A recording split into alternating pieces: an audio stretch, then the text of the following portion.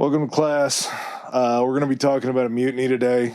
I just want to go ahead and lay that out in the ground rules in class. No student mutinies. We're cool. You guys be cool. Mm-hmm. Judging by how this whole thing plays out, we're talking about Henry Hudson and the mystery today. And the big mystery with Henry Hudson is, where did he end up? Actually, there's two mysteries about Henry Hudson. Where was he born? How old was he? How did he die? Who is Henry Hudson? So literally, this is the man. There's a myth. There's the bay. There's the river. There's the valley. There's the city. And there's the company. And the department stores, yeah. All bearing this guy's name. So, I think the department store is closed within like a week of us recording this. oh, are you serious? I'll have to look it up and see, but I'm The fairly Hudson certain. Bay Company's not. That's like a Canadian staple. I think it might have just. Hopefully, it just went online. So Sorry, I know Canada. they still open, or they still own a lot of like big companies, Yeah, they do. big stores. Yeah, this is from a standpoint of like overarching history. So this guy is probably fairly well known in Britain. Yeah. Definitely well known in Canada. Well known on the East Coast of the United States, at least in the Northeast. Yeah. We really didn't know a lot about him. Kind of knew a little bit that he was in that list of famous explorers and everything. But do you feel like this guy gets too many things named after him? Yeah. Henry Hudson is the man who has more waterway or more water area named after him than anybody else, any other explorer. I think Magellan almost circumnavigated the world. I think Fernando Caribbean. Yeah. And somehow Hudson, just his body of work is literally in the northeast of Canada and the United States. And some of the stuff, he wasn't even the one that technically discovered it. No. He was just kind of the first one to be but I really took a look at it. I got in there deep. I got deep up in there, and because of that, I'm claiming my territory on it. This guy, I always mix up my centuries. 17th century, correct? Yep. So 17th century explorer, a lot of shit named after him. We're going to find out why on this week's episode of Historically High. Do.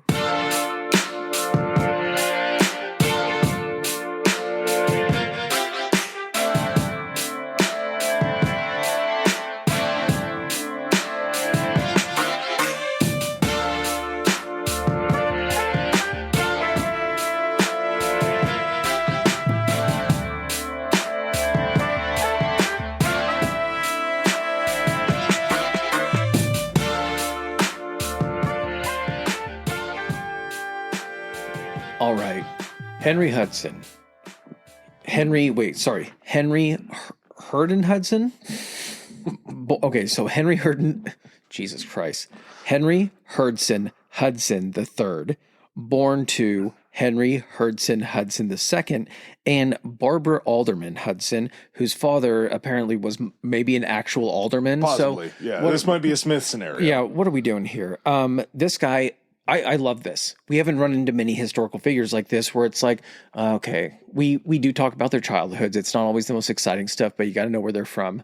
We don't have to do that here. Not at all. Because experts, the consensus opinion is, when was he born? Well, fuck it, I don't know. Sometime between 1560 and 1570.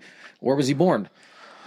Probably London-ish, somewhere in the area. Had to take a guess, something like that. Because this guy doesn't even really arrive on the historical scene for record keeping until 1607.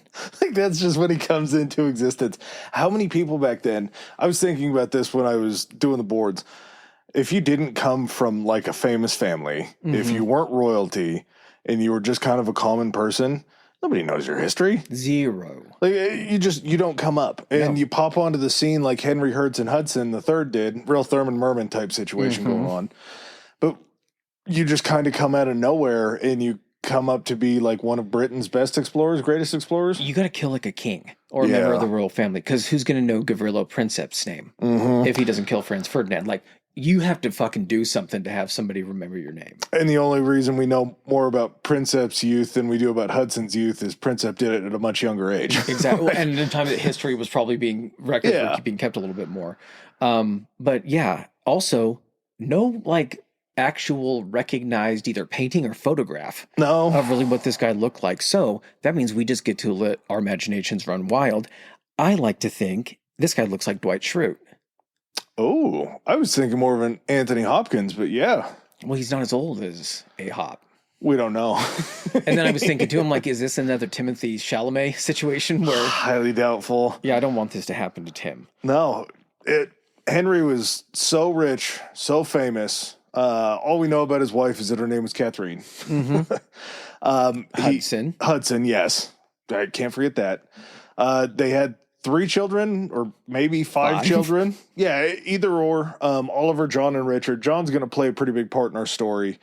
John might be a Nepo baby based upon his position, even as an older teen. I would say that probably not, because he doesn't ever rise above ship boy. Mm-hmm.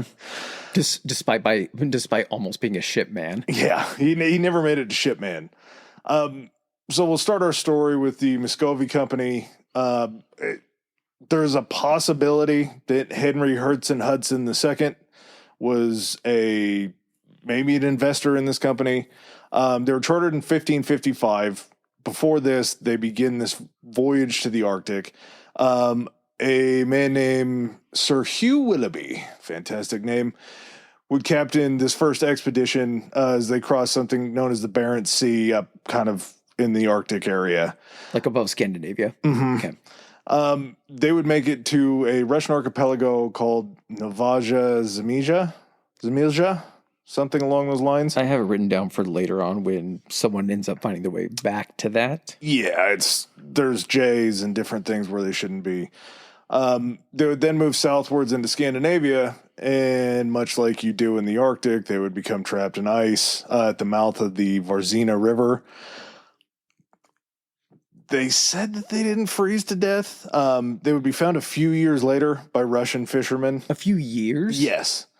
So they found that they obviously ran across the ship. These fishermen did. Mm-hmm. They bust into the hull. Everybody's frozen solid.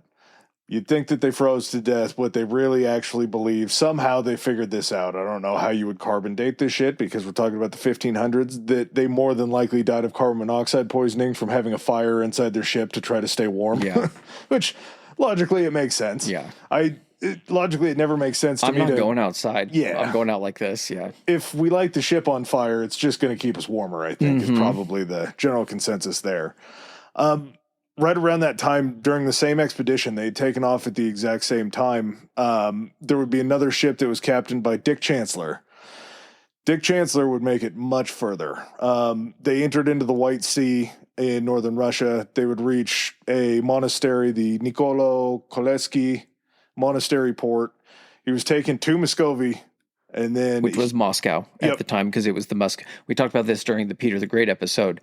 The previous family, the ruling class or whatever, was the Muscovy. I believe so. Something like that. So yeah, he's taken into what is now modern day Moscow to meet Ivan the Terrible. Ivan the Terrible was a big fan of Dick Chancellor. Mm-hmm. They seem to have gotten along pretty well. They got along. Great name. Yeah, Dick Chancellor's a pretty good name. He's like, the Dick Chancellor is here to see you. He's like, is that a new position in the royal court or something? Yeah. Yeah, what? It's like Prince of Wales. Is he here for dick negotiations?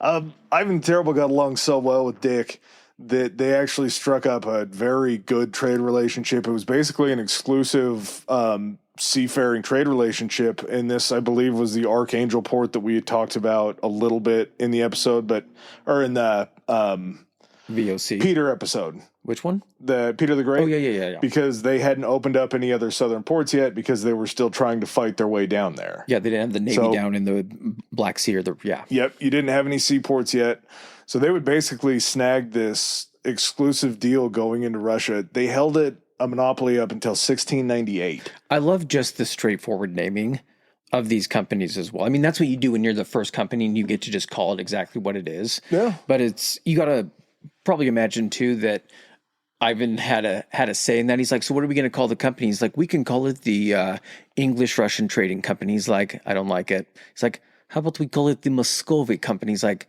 well, that kind of just makes it sound like it. How about we call it the Muscovy? I like it. All right. And we have the exclusive rights to go ahead and just trade between Britain and Russia. He's like, well, yeah, I mean, you guys are the closest. You got to imagine that there was a lot of heads on pikes around Ivan the Terrible when they met up. So saying no probably wasn't it. But yeah, that's why in 1555 the company. I hate this name, Ivan the Terrible. I don't know why people. I'm Ivan, maybe the Grumpy sometimes. Nobody asked me how I'm doing. Ivan, how do you feel? I say terrible one time. No, that's all they know me as. In 1607, this is where we finally get to Henry Hudson, Double H, actually Triple H now. Perfect. Oh, nice. He is good. Triple H. Yes. Okay, so rest of the episode, it's going to probably be that kind of, it's going to be Triple H. Yeah.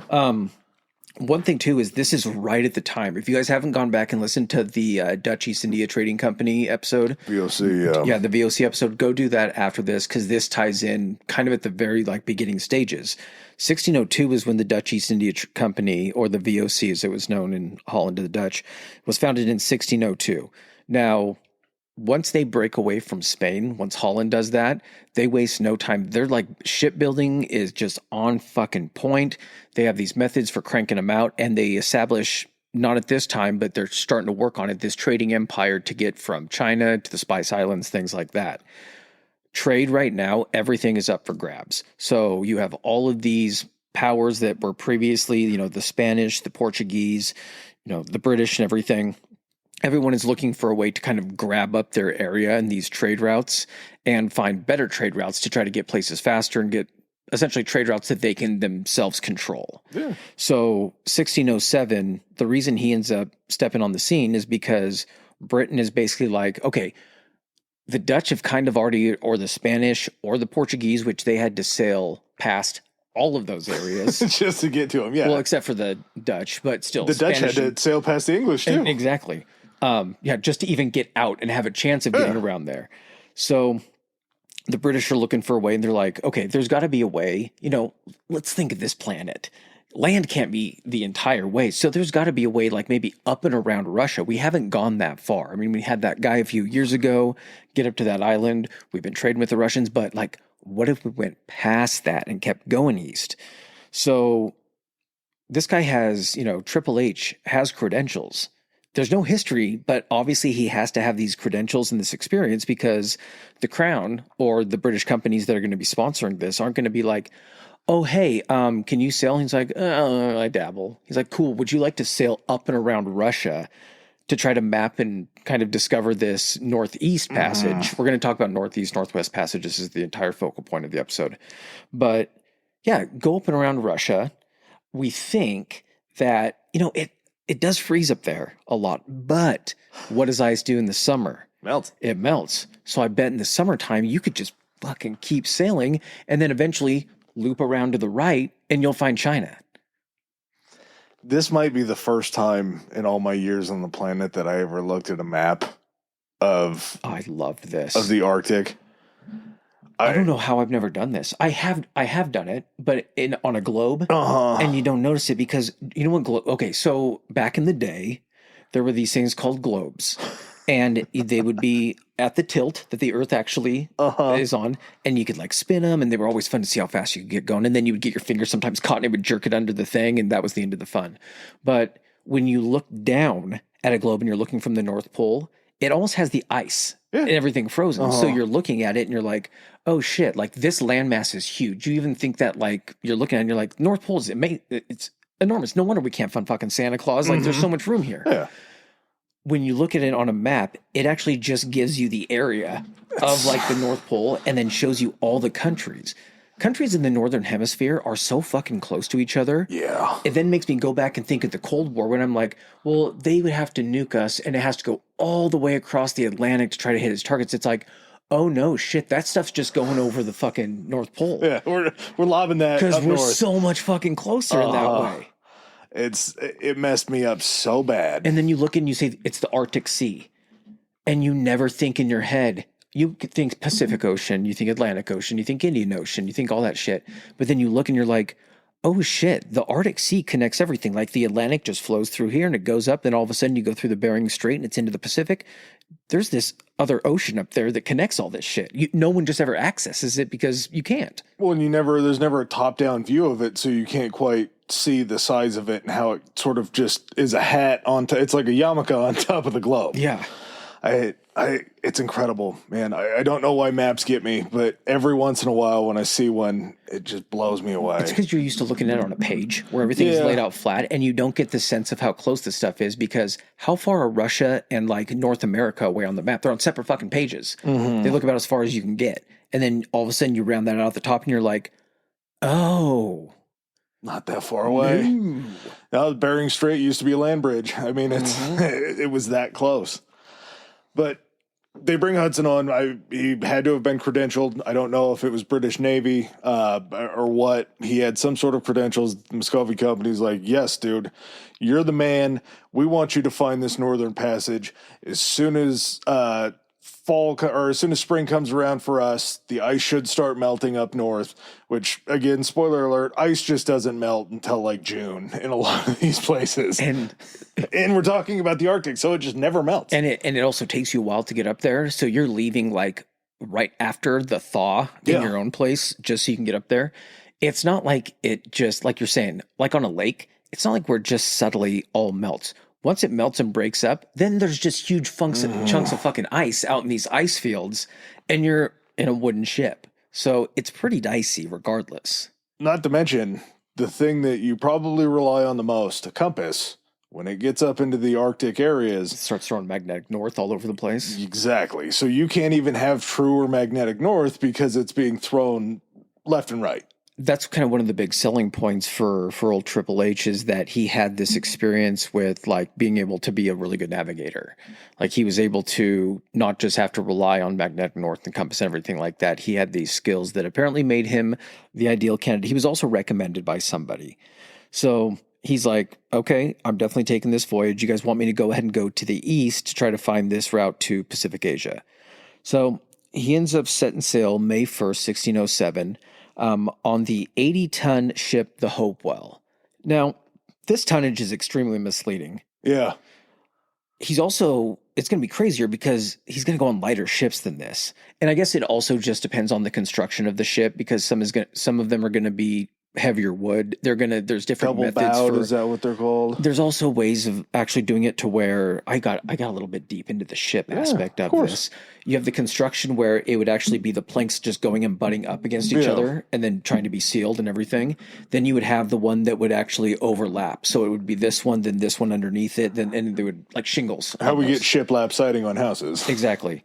And both have their advantages and disadvantages, time for construction, things like that. But thinking about taking a wooden ship into areas where the water freezes,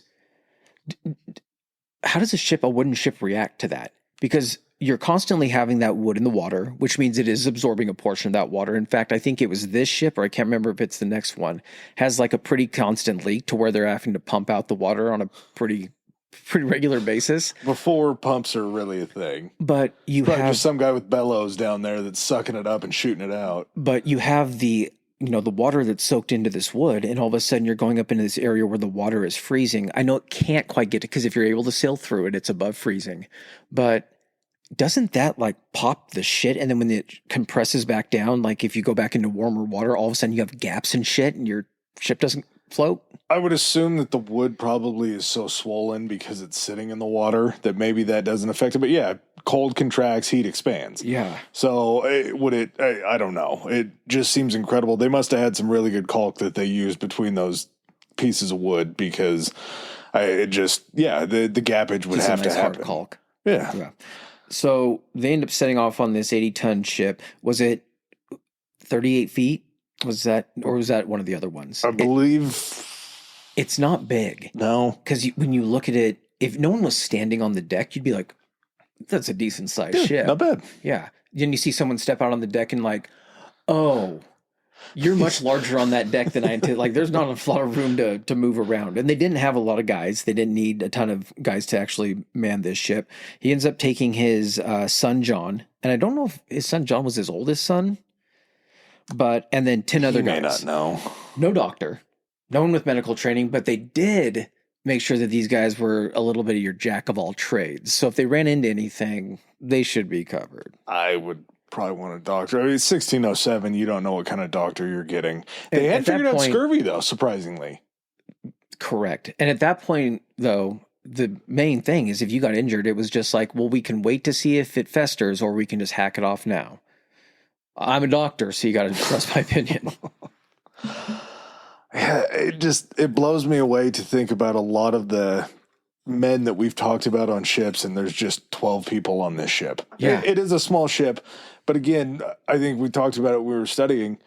I used to get stoned and watch Deadliest Catch all the time. Bering Strait's a nasty mistress. There's some very bad swells and storms and things like that. I got to imagine it's probably pretty similar up where they are around Russia. Because the Russians always came in and stole the crabs. And those are boats made with advanced technology that allows you to find out what the best shape of the ship is to survive in those waters, weight distribution, all that stuff. And they're just like, so these things float, right? And they're like, yeah, we've been actually taking them back and forth. And these are also the model of ship that they've probably taken back and forth.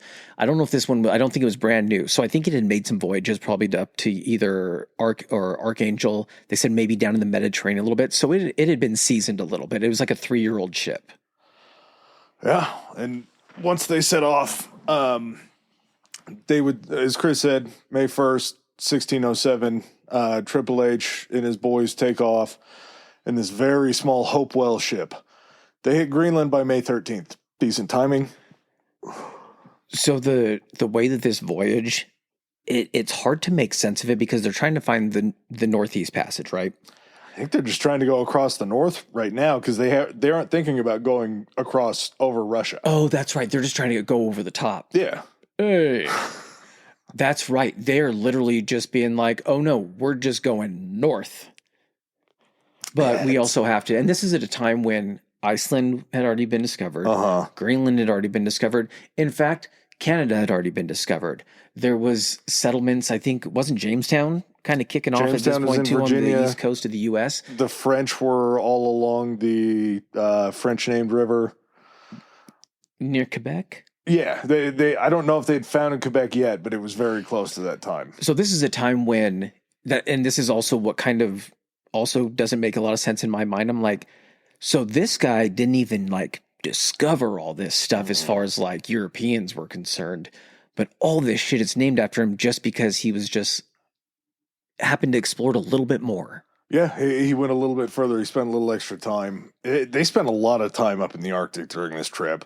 So they hit Greenland May 13th. By May 22nd, they hit the 73rd degree north latitude, which was like one of the highest places that they had ever been on the Earth. Yeah, so I think it was about midpoint. So if you're looking at Greenland, they hit it and then they just shot north to like kind of travel up Greenland. Yeah. Greenland, I think north to south is like 1,600 miles. And I want to say they got about, by May 22nd, they were about halfway up the coast. So halfway between the northern point or the southern point and the northern point. And at that time, they were just like, okay, are we high enough? Do we know if we're high enough yet? Which... this is also something I was thinking about. We didn't know for certain, but it was Alexandria where they had determined the circumference of the Earth within, was it 100 miles, 120 miles? I thought they missed it by like a third because it was Ptolemy, I think. No, but they had nailed it. They had corrected it. I was going to say it was Alexandria who got it right, and then there was someone else who underestimated it. I think that was Ptolemy that underestimated it. It was Columbus that underestimated it, remember? Well, a lot of people underestimated it. A lot of people, yeah. But in Alexandria, they had figured it out. They didn't find this out for a long time, but what I'm saying is you're navigating. It's probably hard because you're up there. It's kind of less explored territory. At the same time, you do have to have an idea. If it's all the way back in Alexandria that they determined the circumference of the size of the world, you got to kind of maybe know when you should turn east. Like, are we going this way now? And so, yeah, they get halfway up Greenland. They just like take a hard right and start heading east. This is going to sound crazy. This just came across my mind. Do you go north until you start going south? And then you turn? I don't even know if you turn. That's the other thing too. It's a globe. But it's also so unknown. That's what makes this stuff. We talk about this, and I think we sometimes forget the fact that like they think they know how many miles away they're going. They're like, yeah, China is this many miles away, so just go that many miles, and if you hit China, you hit China. They have no fucking clue what's up here. These are people doing some of this shit for the first time. So I think you get up to that point, and you're just like, all right, it's pretty cold up here, right? We got to be at the very top of the planet. So if we head east, technically then we're going to start heading kind of south and down, and we'll start hitting that slope, and then we'll just come out on the other side of Russia, right? Gotta be. We don't know what's over there. We assume it's all Pacific Ocean. We don't know about the whole west coast of the Russia Americas. can't be that big, right? No, yeah. It certainly can't be the massive amount of Siberia. How many days does it take us to, sail across like around Britain or across the Mediterranean? I mean, Russia cannot be any larger than that. Not a chance. The world's not that big. So as they get up to, I believe it was, July 14th, they end up finding this bay. Hudson, always one for names, looks around. He's like, God damn, a lot of whales in this bay. Let's call it Whales Bay. It was actually Spitsbergen, which I believe is... Oh, I forgot which country it is up there. Norway. Was it Norway? Yeah, so May 22nd, halfway up the coast of Greenland, turn east. By May 27th, that's when they sight Spitsbergen. I don't like that name. I don't know why. It just sounds... Pittsburgh. It sounds like someone just... Yeah, made... That's probably what it is, actually. Yeah, but Spitsbergen is essentially part of the Svalbard archipelago. And Norway is the one that kind of has... Not jurisdiction, but that's kind of... national. They're part of this... They're part of Norway. Makes sense. I guess. Yeah. So they don't... They do... This has been discovered. I don't know if they know that it's been discovered. They think they've sailed so far up to the north that this has got to be something new. Yeah. There's a bunch of whales. They actually sail around the island. It takes them a couple weeks. And I think size-wise, I think this is also where I kind of get lost. When they approach in this tiny fucking sailboat to this island, it has to look... Because you look at it on the map, you can see it. You look at the Hawaiian Islands probably for like reference to see kind of size-wise. And you realize that like when you sail up to the island and you're close to it, you can't see anything on each side of it. So you assume like, is this a big fucking landmass? Is this just a peninsula that sticks out? So that's why you have to sail around it. But these ships don't sail very quickly, especially if you're sailing where you're not having favorable winds. So spending a couple weeks trying to like get around this island, they don't know it's an island. They're just like, if we go this way, is it going to continue to the Pacific, or do we actually need to go north around this island? Mm-hmm. And as you start to get all the way around it, you have to be like, fuck. It's an island. Yeah, exactly. We just sailed off the north tip of it, and it's like, is there any other island there? They're like, no. And it's like, it's just more ocean, isn't there? They're like, yeah, pretty much. This is not Asia. We've not made it to Asia yet. And they eventually run into the developing ice pack. Well, once you get to that impassable ice, there's nothing that you can do. You're not trying to ram through it. You're not trying to advance any further, because if it freezes around you, you're host. You're absolutely in trouble if you get into the ice pack at all. That's the weight of that. Your boat's nothing. It's literally nothing with the amount of weight. Not only that, but if you get frozen into that spot, the ice expands and that will crush your ship, because again, there's so much weight behind that. It's like crushing fucking tissue paper. Once they finally get to the impassable ice, they realize it's time to turn around. He wanted to take some wild route home. I think it was more to go out westward, but instead they decided to return down. I believe they hit England in the north and just rode the River Thames down the entire way. This is a common theme for this man, is to get done with what he's doing and just being like, so what if we just like went the other way and just kept going that direction? Everyone's like, what? No, man, we've been gone for a couple months and shit. We've found some stuff. We found whales. Be happy. We found a bunch of whales. No, go home. He always has to kind of, there's always an extra layer of everything that he does. Mm-hmm. Every little expedition has this. But just to point this out, they came back down the River Thames. That was just in the Arctic Ocean. A boat that can fit in that river was just out there traversing the Arctic Ocean. Like, that's how small this ship was. The Thames is it's big, but it's also probably not nearly as deep. No, but the Thames is still massive. Yeah. Yeah, so September 15th, they end up pulling into Tilbury Hope on the Thames, and because of, I mean, the saving grace for this voyage was basically the fact that he's like, but there was whales, and they're like, fantastic, we love whaling, we're trying to pick it up, we can make all this shit. I'm trying to remember what the stuff. One of them was sperm is something, and it was the oil from inside its head. From a sperm whale, yeah. Yeah. You also get ambergris, which is like That's what it was. If they it was ambergris. If they eat a beak of like an octopus or something that they can't digest, basically their stomach just starts to build layers around it, and then they throw it up. It has some sort of like. You went down a hole on this, didn't you? I don't know why I've looked up ambergris so much, but it's a cool word. That's probably why. Yeah, and people have always said that it doesn't smell good, but it's kind of like addicting to smell it. Kind of makes sense. There's a movie called In the Heart of the Sea. It's essentially the events that inspired Herman Melville to write Moby Dick. And I'm trying to remember what the ship's name was. I'm going to go off a tangent if I get too deep into this. But they are whalers, and it shows what they actually do after they spear the whale. They get it to the side of the boat and basically just kind of hold it up against the side of the boat, lash it there, and someone goes in through a hole in its head and just starts removing blubber and doing all that while like fucking sharks are eating it from the outside. Jesus. It's fucking terrifying. And it was, of course, the smallest person. That's that's the ship. You gotta fit in the blowhole. Yeah, that's also, yeah. You can sell everything in a whale. You have ivory for teeth. You have, which doesn't make any sense because I thought a sperm whale had baleen. They didn't. No, sperm whales are the ones that hunt squid, giant squid. Okay. Yeah. You also have those and killer whales are the only ones that have teeth. Gotcha. And then dolphins are a whole different breed. Dolphins are sex offenders. But insanely intelligent, fiercely intelligent sex predators. Yeah. If you were kept in captivity, though, you'd start to lash out in other ways. In every way possible. It doesn't happen in the wild. You have these ton cash cows up there, basically, because you can sell everything. You can sell the blubber. You can sell anything, the meat. Everything that goes into a whale is sellable. And no one knows about this now. Yeah. We're the first ones to kind of find out about this. So King James the Sixth and the First, because going back to a monarchy episode, which we'll get back to eventually, King James the Sixth of Scotland, under a united Great Britain rule, he becomes King James the First. He was pleased. They didn't find this passage, but at the same time, they did find a shitload of whales that they can go kill and sell. Not a total loss. So, yeah, it seems like it's going to pay off. Net positive. Well, and it does pay off because he ends up getting a second run at this. Yeah. So we come to 1608. This is his second chance. So the British East India Company, again, not super original on this. Apparently, do you think that they named it that because they were hoping that somebody would get confused when they were trying to figure out who to use as their trading company? And they're like, so there's the Dutch East India Company and then there's the British East. I mean, have you heard of the Dutch? Like, what did they do? Like, I know the British are really good at sailing, so let's go with them.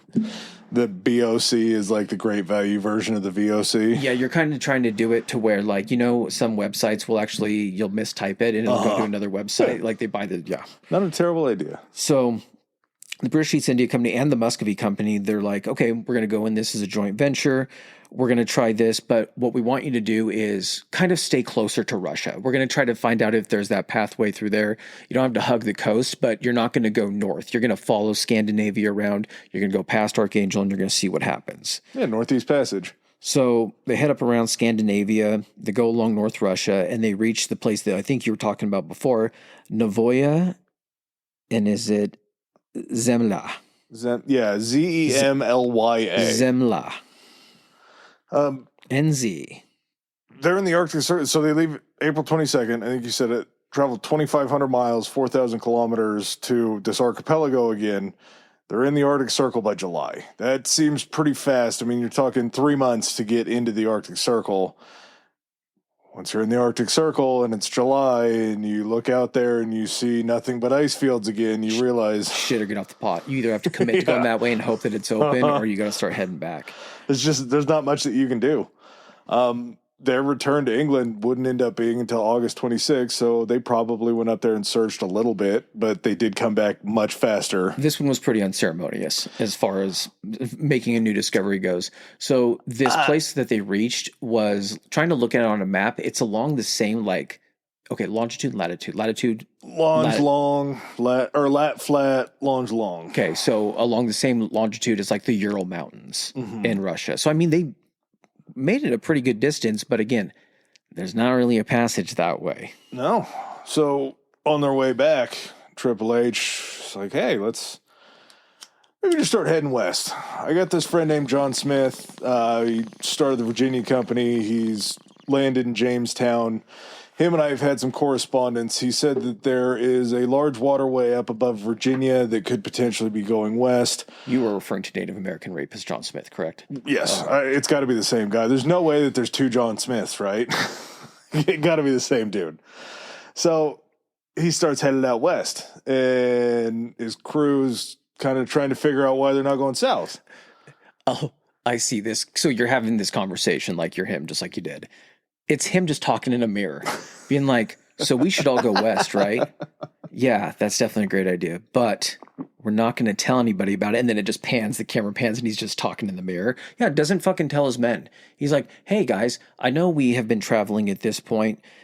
You said they get back in, when did they end up getting back actually to Britain? August 26th. Okay, which means that they start heading back. So we're probably sitting around like July when they're on their way back. Yeah. Maybe into the beginning of August. And all of a sudden, and some of these sailor guys, you know, you have a navigator, you have people that have been sailing before. That's why they're obviously on this voyage. And you're going to start to pick up like, why aren't we just going back the exact same way we came? Like, we're not really seeing land anymore. And weren't we supposed to take that exit? Why is the sun setting in front of us? Yeah. Weren't we What's supposed happening? to, it should be off to the side. Is anyone aware of that? Oh my God, the sun has changed. He doesn't run this by any of the fucking crew. No. I don't even think he runs this by his ship boy, John. Probably not. But he's just like, you know what? No one's going to notice if I just fucking start sailing across the ocean to the west. Turns out they noticed. And when they noticed, they weren't too happy. Not happy enough to where when John came, or not when Triple H came back, when Hudson came back, he had actually written down in his logs that they may have run into some dissent, and he actually had signed a piece of paper basically stating, once we get back, I'm not going to accuse you of any sort of mutiny. Hey guys, or we're all good, right? yeah, this document proves I'm not going to sue you for anything. You're not going to jail for maybe telling me to go back to England. So basically, there was the pretense of mutiny. Yeah. He was just like, I probably should have ran it by you guys before I started heading off to the fucking new world, right? My bad. So just so there's no hard feelings, I'm going to write you guys this permission slip that says you guys were totally cool and we came back on my own accord. Everyone good with that? So they end up sailing back. They get back into Britain.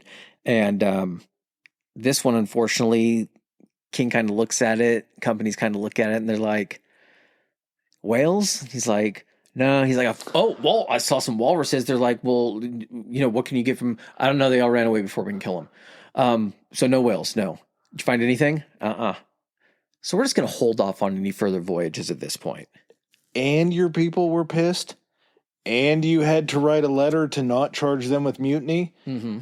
Probably not going to be able to find a lot of mates on the next sailing voyage. Why are you even, here's the deal. The mutiny would be reported by you. Just don't report it. Yeah. It's like the thing where it's like, he's definitely not hiding in the other bedroom. That's what it is. It's like, why would you say that unless someone was hiding in the other bedroom?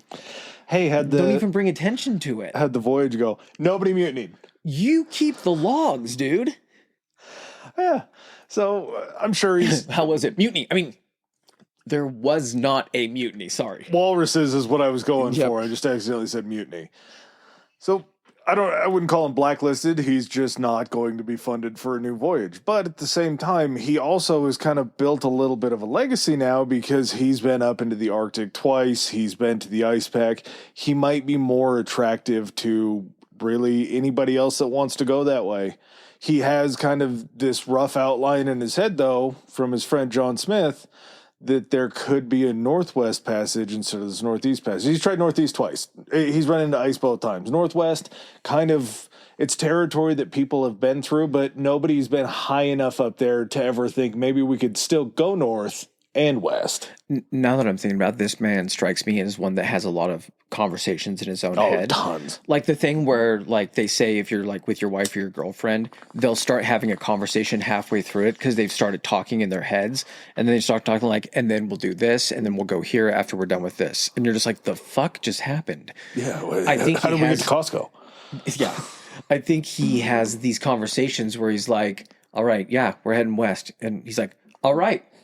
And just looks around and everyone's just looking at him. He's like, yeah, they all agree. We're heading west. You've just been staring off into the ocean. This is going to be a reoccurring theme for this guy. Is it's just the difference also here is this is not a naval like expedition or anything. And apparently there's a difference as far as like laws that occur here. So when it's not a naval expedition, not part of the British military, these are being privately funded.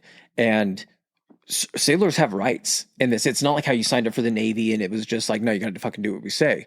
They had rights because they essentially were workers. And so there were certain things that they were supposed to be apprised of, like, oh, hey, we're extending your journey by another like 6 months into a possibly dangerous situation. And I know we've already used a lot of our supplies, but we'll just fill up on when we get there. We've established your salary, and that's from when we depart to when we land. Yeah. If I put an extra 3-4 months into this deal, you're not getting paid anymore for being out here. You're just kind of along for the ride. So Triple H isn't happy. He's not going to go ahead and get to take another boat trip. So he's like, you know what? I bet the Dutch would be interested in this. I know they are already working on that trade route, or they've already established it around Africa. But what if I could find them a different trade route, a faster one, and then, or they could control them all. So yeah, Henry ends up going Dutch, and he gets down there, talks with the VOC. They're not ready for him yet. They're not ready to have the discussion. So he's like, all right, fine. He's like, I'm going to go hang out with my buddy in, where was it? The Hague. So he goes and he meets this guy. I think he was like some type of monk or something like that, but he's also famous. He's a cartographer. That's what I was going to say. He's also a cartographer. So they're pulling out their maps. They're doing all these comparisons. They're, trading old lady or gossip back and forth. There's some type of saying about like old lady talking. I don't even know why I'm going off on this tangent. What are we smoking for this session, by the way? Yeah, you guys are getting a specialty, not to throw a little wrench into this, but it's new strain night here at Historically High, and we're into some lemon tree, and I don't know if it feels like we're talking in times two, but there's like a laser on the ground, and I just keep getting distracted by getting stuff. raw I'm going to emotion. get back onto the topic, so sorry to just leave that where it was. So the VOC are like, come back in a little bit. He goes to his cartography buddy. They're comparing notes. And during kind of the swapping of information, he's talking about this John Smith thing. All of a sudden his buddy pipes in and is like, there's also another one that they've actually reported of this other river. So you have both this John Smith lead and then this other one that there's these two possible channels that will go through North America to reach the Pacific. Well, one, that's just a rumor, but two, that's basically confirmed information. Yeah, there's no way it can be wrong. And those are the guys that are over there establishing Jamestown. It's not like they just sailed by the coast. They've been doing exploratory shit and everything. So that's got to be just knock it out of the park information.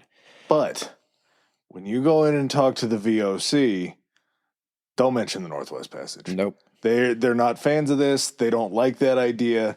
They already have to sweep down through the Cape of Good Hope and deal with Portugal down there and everywhere else to get there. Going west, we have no idea how long it's going to take. These voyages cost a shitload of money. If we can figure out a Northeastern Passage, which is what they want, you'll get a job. Don't mention the Northwest Passage. It's not going to work out for you if you do. Yeah. Finally, he gets to go back in front of the VOC. They ask him kind of what his plans are. He's west. Oh, shit. East. Northeast Passage. I'm sorry. The VOC, I guess, it kind of portrayed him correctly as a very kind of vague and uncertain man, but he also had great credentials because he had done this 2 other times. You want to take the expert up there, but at the same time, like, what are you going to do? It's like, I get on the ship, and then we drive the ship north, and then the ship goes that way. There were apparently rumors that they picked up on that he wanted to go west so bad. He was so hard for this Northwest Passage. So much so to the fact that they were like almost ready to pull the mission from him. They didn't even show up to, like, you would think that, like, this is a pretty, not groundbreaking, but this is an expedition that you would probably want to see off, just at least for optics. They didn't even show up. Well, it also doesn't help the fact that he's making all of these requests that are like counter or very different from the normal things that the Dutch, the VOC would do. So even just like weird stuff. So he ends up having a larger crew on this one. He gets a VOC ship. He's no longer the British and the VOC don't like each other. Ew. So it's not like he's just going to be able to bring the ship down from Britain and be like, hey, I brought my own. So VOC give him a ship. They give him a larger crew. 4 of them or 5 of them are British.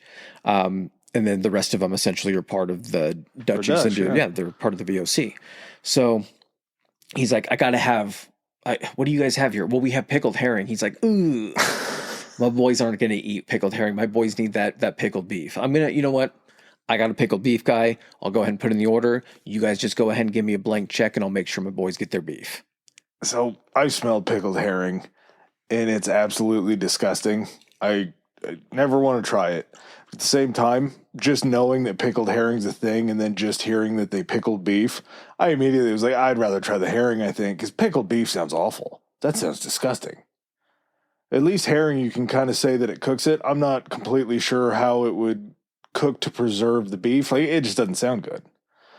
But at the same time, it's far more expensive to import pickled beef than it is to just throw the herring on the ship. Mm-hmm. He's just charging this to the VOC credit card the entire time. They had such a hate relationship. We got your accountant called us. We got your company card expenses here. It looks like you are spending a lot of money on what? Pickled beef. We have tons of pickled herring. This is what we use for pickled all herring coming out of our ears. just take that. He's like, ugh. He's like, no. He's like, my boys like their beef. They needs their beef, or we're not going. Listen, don't create beef over the beef.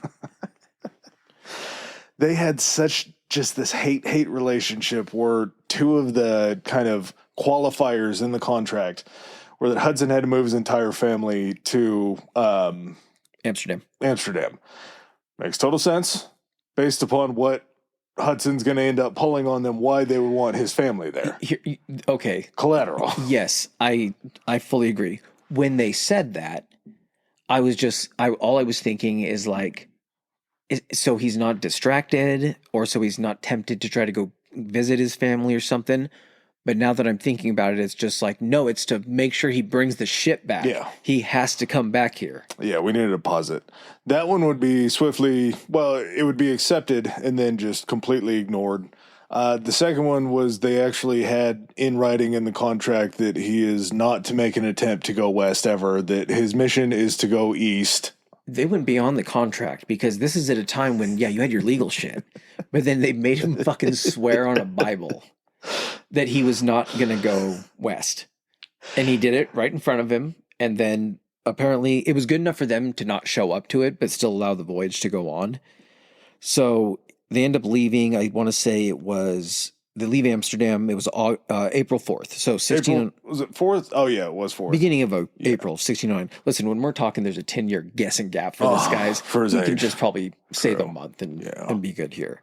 So Henry does what he's told. He ends up going up north a little bit. I think at that point when he was getting ready, he's like, I got to make the decision, east or west. He probably did have a little bit of a hesitation. And he's like, fuck, go east. Let's head east. So kind of the same thing as that second voyage for the Brits. They end up running into ice.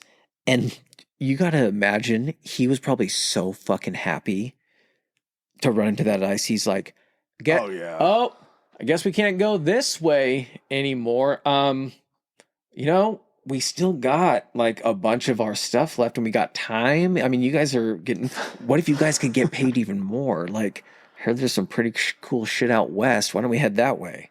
And he actually talks it over with them because you also have the fact that there was a suspected like VOC plant on board, but you also have a bunch of your crew, meaning the majority of your crew in this situation that are VOC company guys. Well, they had to get out of the cold ASAP because the Dutch were not ready for the cold. They hadn't ever sailed that high. They would basically be looked at as lazy by all the Brits because they wouldn't ever take the jobs out on deck because they tried to stay inside and keep warm. Think of the juxtaposition between what they were probably used to doing as part of their VOC job. They're like, what do you guys do? They're like, yeah, man, as soon as we leave here, this is the coldest it gets. Because as soon as we actually round France and start heading south, it just gets fucking hotter and hotter. Like, there's days where, like, we're just down to the fucking underpants. And then, you know, it might get a tiny bit cold as you round Africa because you're down there a little bit. But then as soon as you head back up toward the Indian Ocean, yeah, it's hot as shit again. There was a couple different arguments that happened on the ship between the Dutch and the English. Of course, you have the language barrier, and then you have this projection of laziness when it's really just the Dutch, I'm sure, trying to keep themselves alive. They're trying to go Dutch with the British. We had 80 foot of vessel in this half-moon boat with 15 to 20 men, and then, of course, Shipboy John still in there. There's a fight that breaks out, and to fix the fight, instead of admonishing both sides... At this point, can we just... It's been a couple of years. Ship teen, John. Ship teen, yeah. They shortchanged him. We're not going to do it. We're going to make sure we address him properly. Yeah. Ship young adult John. Yes. To fix this problem, instead of admonishing both sides and, you know, blaming the British and blaming the Dutch, he goes ahead and has his first mate go ahead and confiscate all the Dutch knives on the ship. So there's a good chance one of the Brits got stabbed, and he's like, oh, we can't have this anymore. I don't want to punish my guys. Let's take their knives. I'm trying to figure out, like, how you would go about this. Is this a situation and they're like, everyone on deck, present your knives for inspection? Yeah. And then he just walks around and he goes, this one, this one, this one, this one. I'm going to need to inspect these. Takes them all from him. They look over and it's all the British dudes still holding their knives. He's like, dismissed. Ah, shit. He got us. The fuck? So if you promise, let's go west, we're going to get out of the cold. There was one guy that was asking him how he was going to make it over into the west because of all the frostbite. And he goes, you'll be traveling long enough to where you're going to be healed before we get into any other cold. Because you kind of have to dip down. You can't just go straight across over the top. No, you can't. But that's still area where you associate being cold as fuck. Yeah. So if you're thinking about, like, you're telling these guys, don't worry, it's going to warm up. Oh, so it's not going to be like 0 degrees? No, we're going to be going through areas where it's 20, 25. We'll catch double digits in some of these places. Yeah, it's maybe balmy. Yeah. But it was enough to get these guys to head the other direction. So yeah, by mid-May, this trip eastward becomes blocked by ice. Immediately they go west. What was the other selling? Do you remember what the other selling point was? Because remember, these companies do not like each other. And this is at a time when, where he's like, also, I hear there's a bunch of those fucking French bastards over there sailing around with a bunch of, like, merchant ships. Like, if we get there, because being a VOC ship, the first ship did not have any arms on it. They maybe had like a pistol or a rifle or something like that. No cannons, anything. When he gets this ship, the Half Moon, it's actually like a VOC ship that's prepared to defend itself because it's having to sail and has been used for that kind of stuff. I want to say it had 6 cannons on it. Yeah, so he's like, guys, we got fucking cannons. If we run into these fucking French motherfuckers, we'll shoot them, we'll take their shit, we'll be set. And you guys will make some extra scratch on this voyage, something that you guys can keep off the books. He wanted to be a pirate. Mm-hmm. This was a time when piracy against other ships. He was 100% selling the idea of piracy. It's insane. We also forgot to mention that part of the reason that the VOC ended up jumping on Hudson to do this voyage was because there were rumors that Henry Hudson was going to go be Henry Hudson and float for the French because the French didn't have a way over into the Southeast Asia. That does not sound bad. That's a nice, smooth transition. Yeah. And so Henry Hudson. if he's going to be the guy that can figure out how to get them a trade route to the East Indies, that's just another hand in that pot that's bringing stuff over into Europe. So that's why they jump on him. And now he's like, well, they didn't hire me, so if we see a French flag on a merchant ship, we're just going to raid those bitches and take whatever they have. We know that they're trading with the natives. We've seen the furs. What are they going to do? Yeah, they're just going to, this might be a German word. Have you guys ever heard of like a blitzkrieg? Mm-hmm. I heard that the French don't like blitzkriegs.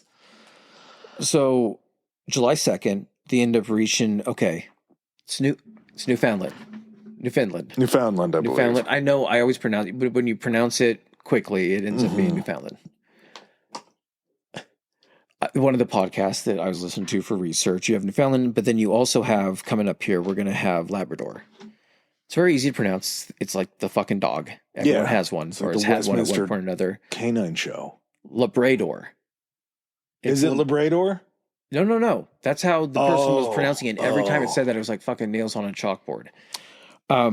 So they end up getting to Newfoundland, which, again, this is a very good strain, by the way. How lazy of a name, whoever named that. It's Newfoundland. Yeah. That's all it is. Every fucking land at one point in their eyes was Newfoundland. If it was the Vikings, we're not looking for a real creative name, though. No, but they had to find. Do you know how many other Newfoundlands there were before the Vikings? Iceland would have been Newfoundland, and then Greenland would have been Newfoundland. You know what it was. Once they reached a new Newfoundland, they had to name the previous one. So they had named Iceland. They had named Greenland. Newfoundland never had anything discovered by the Vikings after that, so it always retained the name. Makes sense. Jesus Christ, I just detectived the shit out of that. What do you got for Nova Scotia?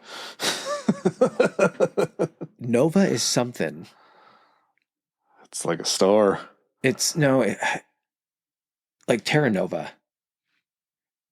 Yeah, I don't know. I'm just going to go with Nova Scotia was the next thing that some guy's wife, by mid-July, they end up in that guy's wife in Nova Scotia. The natives had already kind of become accustomed to trading with the French, so they're just looking at a different pasty white guy standing in front of them that doesn't speak the same language. That's it. They're like, the ship looks a little bit different. Are there white people on it? Yeah, they're white people. They'll want to trade. What's the little thing up at the top of their ship look like? It's got different colors. It's still red, white, and blue. Design looks a little bit different. They're like, huh, interesting. Okay, yeah, fuck it. Let's meet them. Yeah, they got money. Why don't they sound like they have peanut butter in their mouth when they're talking? So, them being accustomed to being able to trade with whites when they show up, they attempted these trades with Hudson's men. It kind of seemed to go well. And normally when we talk about Europeans meeting the natives, it's never really good. It's not great during this episode, but I will say this is actually not bad. They did pretty good. Grading on the curve? Yeah. Oh, here's the other thing too. This is why I still believe this guy has too much shit named after him. Mm-hmm. But I'm not like upset. Like I don't like, after researching Columbus and shit, I don't like that there's fucking cities named after Columbus. Like, So, but with this guy, there's a couple little scuffles that we're going to talk about. Are there arrows through necks? Yes. Yes. But at the same time, I mean, kind of innocuous as far as like compared to others. Yeah, not bad. Once they get to Nova Scotia, they run into these forests that are just absolutely immaculate. They're beautiful. They're old growth forests. These trees have been there for hundreds of years. Ship. Yep. And timber, baby. You got a broken mast, so you go ahead and cut up one of these old growth, I believe they were pines, and you start reconstructing the mast there. The mast of a ship. The ship wasn't big enough to where they had to like have a full dry dock and everything like that. Yeah, it was a 2 or 3 masted ship, but that just means like slightly multiple smaller masts. At the same time, thinking about that, like, so you guys just like cut down a fucking tree and replace here's the other thing. I should have dug deeper into the whole ship shit, because don't mast, the whole point of a mast is it goes all the way down to the bottom of the ship, and that's where it gets its stability, right? It's not just like top of the deck, because that thing would just tip over. I know you have all the ropes securing it, but it still has to go probably deeper down into the ship for stability. How do you even get the old one out, and then, or do you just try to kind of like, how? Yeah, you would have to have some sort of a crane-like device, or a trebuchet maybe, and just jerk that shit out and throw it. I was going to say, however they did it, they ended up doing it, so props to them, because they ended up being able to do like they ended up replacing the mast, they did some fishing to try to supplement the meat and everything, because, again, they went east first, they started to head west, they're going to start running low on supplies, they have to try to supplement their, diets. The whole point when we talked about the Golden Age of piracy, we mentioned scurvy and everything, lack of vitamin C. One thing that they found that helped, especially we talked about it on the VOC episode too. One thing they found out was when citrus was actually discovered to come to fight against that, they would try to do that. Meat can also be something that fights against that. If you don't have enough meat, because that's why they said scurvy set in, is because their vitamin diet wasn't C consisting of a lot of deficiency? meat. Yeah, you weren't getting that through meat either. So they're trying to supplement that, trying to stay well stocked. On July 25th, apparently it wasn't enough. The commerce that was going back and forth between them and the natives, because 12 of these motherfuckers end up taking muskets and a cannon and attacking this village that they had been like trading with, and steal a boat and also a bunch of other shit like furs and everything. Yeah, we were just talking about how this was fairly good, and as bad as that sounds, they did come back and like we didn't use the cannon. we didn't have to shoot We anybody had with the bad cannon. timing on the whole point about that. I need to read the head on the notes a little bit to see where that's actually going to fall. August 4th, they would land at Cape Cod, Massachusetts, bypassing Chesapeake Bay. I think part of the reason why they just decided to bypass it was because it was English Virginia. You're flying a VOC ship. You probably don't want to go in there and tangle with them and let them know that you're over in their neck of the woods. It'd probably be cool to go see John Smith, but you probably don't want to have to deal with the whole English-Dutch issue. Yeah, rolling up in a Dutch ship, not probably smart in these situations. Yeah, so he goes ahead and skips over Chesapeake Bay. They skip over the Delaware Bay as well. On September 3rd, they come to the mouth of the North River. So I'm doing this on a map, and I'm trying to kind of figure out how he's bouncing down. Newfoundland, Nova Scotia. He seems like he cuts off a lot. Like he heads kind of from like Maine, and then takes a cut all the way down pretty deep south to Cape Cod. Because how does it go? Is it Cape Cod then Chesapeake Bay? Like if we're going down south? Yeah, it would have to be, because I think Chesapeake Bay's in Virginia and Cape Cod's in Massachusetts. Yeah. I think it was more of a, he would swoop down kind of further out and hit and then work his way back north. Oh, okay. Because he had to also be out of the area, because there's also British ships and everything that are at these colonies.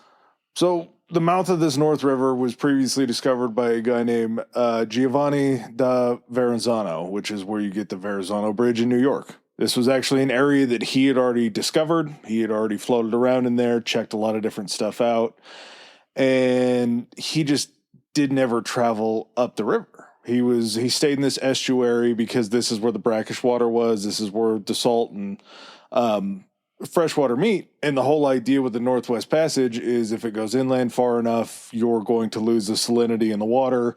But then as you get to the other end, the salinity is going to pick back up as you're getting closer to the ocean again. They start heading up this river, and it was... Oh, yeah. Can't forget about John Coleman's exploration. As they were sailing up the river, John Coleman took a arrow through the side of the neck.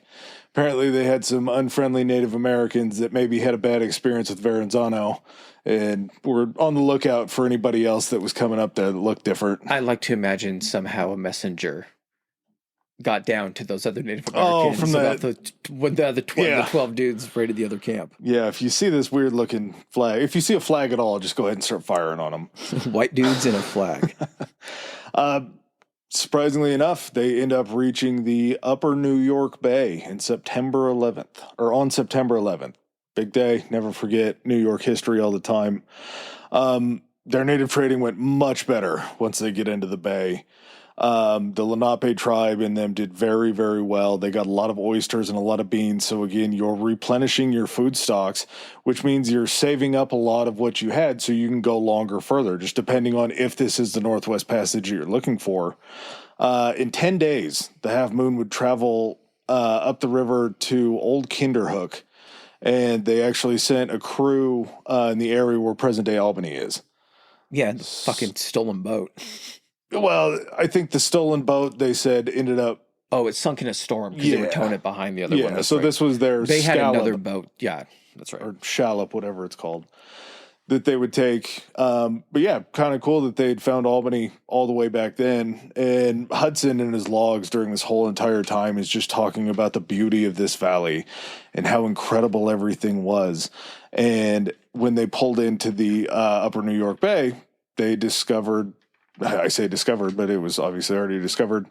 They see this island that I believe they called the Manhattan, which in the native language translates to where we get the wood for our bows or something like that.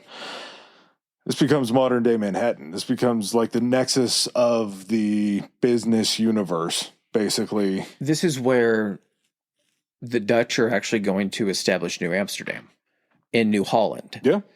And which will then become New York after the British take it from the Dutch. So the Dutch were actually the first ones to settle Manhattan for New Amsterdam. Yeah, their first outpost would land 1611. We'll talk about how that's interesting. Fort Amsterdam would be established in 1625. 1 year after that, the Dutch West India Company claimed it as all of New Amsterdam. They got a pretty large swath up there below the New England colonies.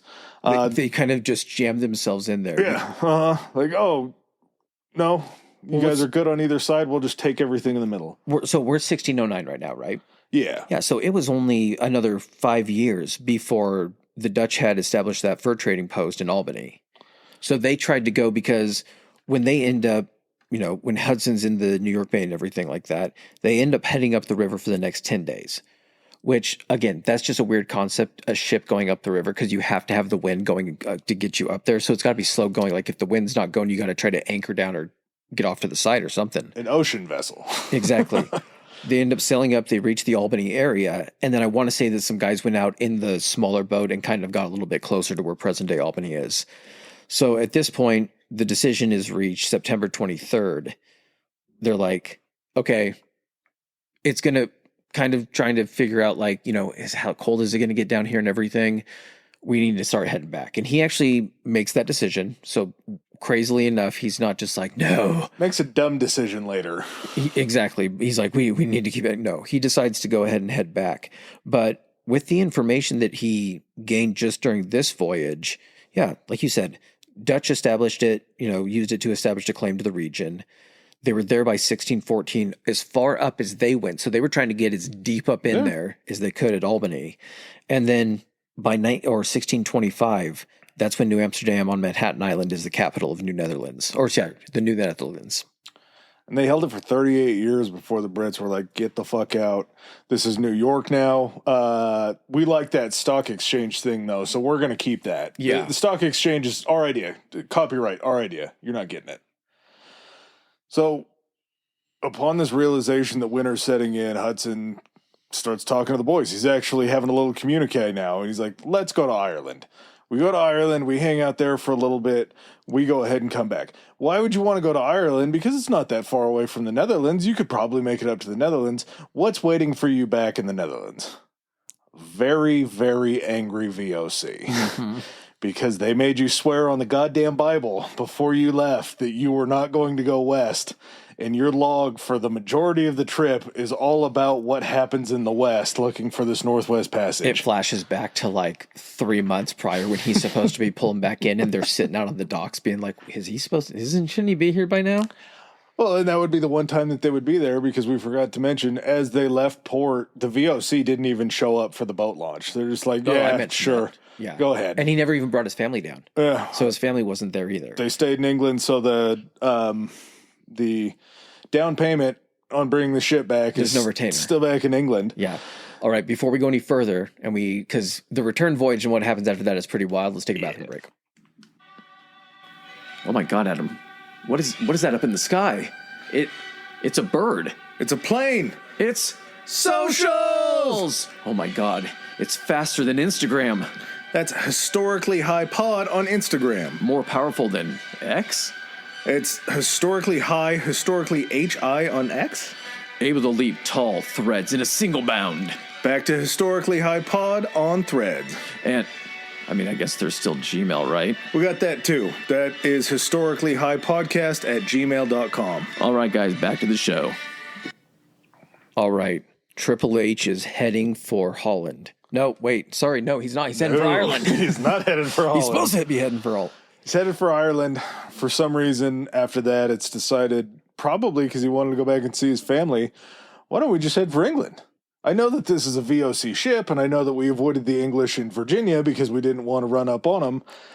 Let's go to England, though. And I think that this was maybe one of the most brilliant things that he ever could have done because he doesn't want to go back to Holland. He doesn't want to go back to Amsterdam. So if he can go to England, he's not going to be well received there because he's sailing for the VOC. Same time, maybe it goes okay. Okay, so this series of events confuses me how this goes down. So the plan is, hey, we're gonna head to Ireland. That's the first plan. Yep. He keeps amending it. We're gonna go to Ireland. The reason we're gonna go there is because we can chill there. We're closer to getting back once the ice thaws or once the season, comes about again. Once he gets there, when they're close, he's like, it's not that much farther. Let's just hit England.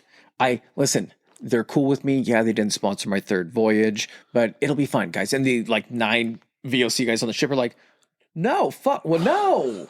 I want to go home. The Brits are probably like, all right, cool. I guess, yeah, we're going home. So they end up rolling into, where was it? Dartmouth. So he pulls up at Dartmouth in a Dutch ship. Are you flying the VOC flag at this point? He never lowered it. So you would imagine that probably some patrolling naval vessels had to get close and be like, what are you doing? He's like, we're cool. It's fine. We're just pulling in. I'm a local. Cannons are empty. I actually got this ship. I actually stole this ship from them. So we're solid. I was able to commandeer this ship. So ends up pulling up in Dartmouth, and the Brits are just like, so you're under arrest. We're not cool with the VOC, and technically you're working for them. If anything, you're a British dude working for the VOC. That is not a good look. So we're just going to kind of detain all of you guys. And at the same time, hold on, where'd you come from?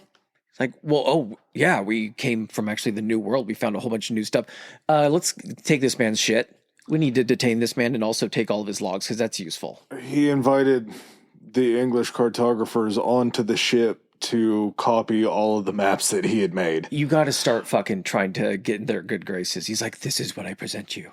This is before he goes and meets the Dutch ambassador. Yeah, he keeps the originals, doesn't allow them to take the originals, which somehow he has that control to not let them take it. I don't know if he... Well, I want to say maybe I heard something about him or read something that he made copies and they made copies of the copies. So he was able to actually pass the voyage journal, the info and the logs, onto the Dutch ambassador, which how does he get in touch? He's like, I need my phone call. I want my one phone call. They had to have had probably not embassies, but at least ambassadors there. If they seize a VOC ship, VOC being sponsored, sanctioned by the government, there has to be a situation where it's like, I got to at least come inspect it and shit like that. So he just, on the sly, he's like, this is the logs and shit. Send this back to the VOC. Let them know that, I don't know, the ship was damaged and I had to pull in here for repairs. There was no other choice.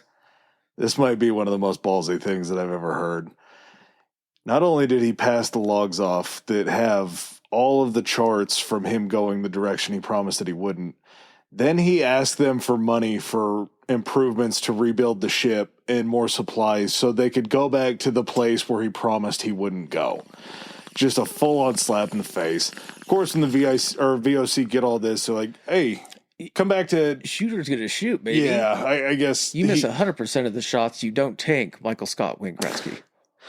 The VOC says, you got to come back up here. We got to deal with this. Your ass is under arrest. He's like, actually, I am under surveillance in England. My ass is already under arrest. You can't really... there's some sort of a prisoner swap deal that can't happen. VOC's pissed. Meanwhile, England is kind of in a little bit of an uproar because all of the anti-James members of parliament are like, yeah, you can't arrest this guy. Technically, it's not treason for flying for somebody else. Sure, if he fought for him, yeah, but if he's flying for him or if he's sailing for him, that's just fine.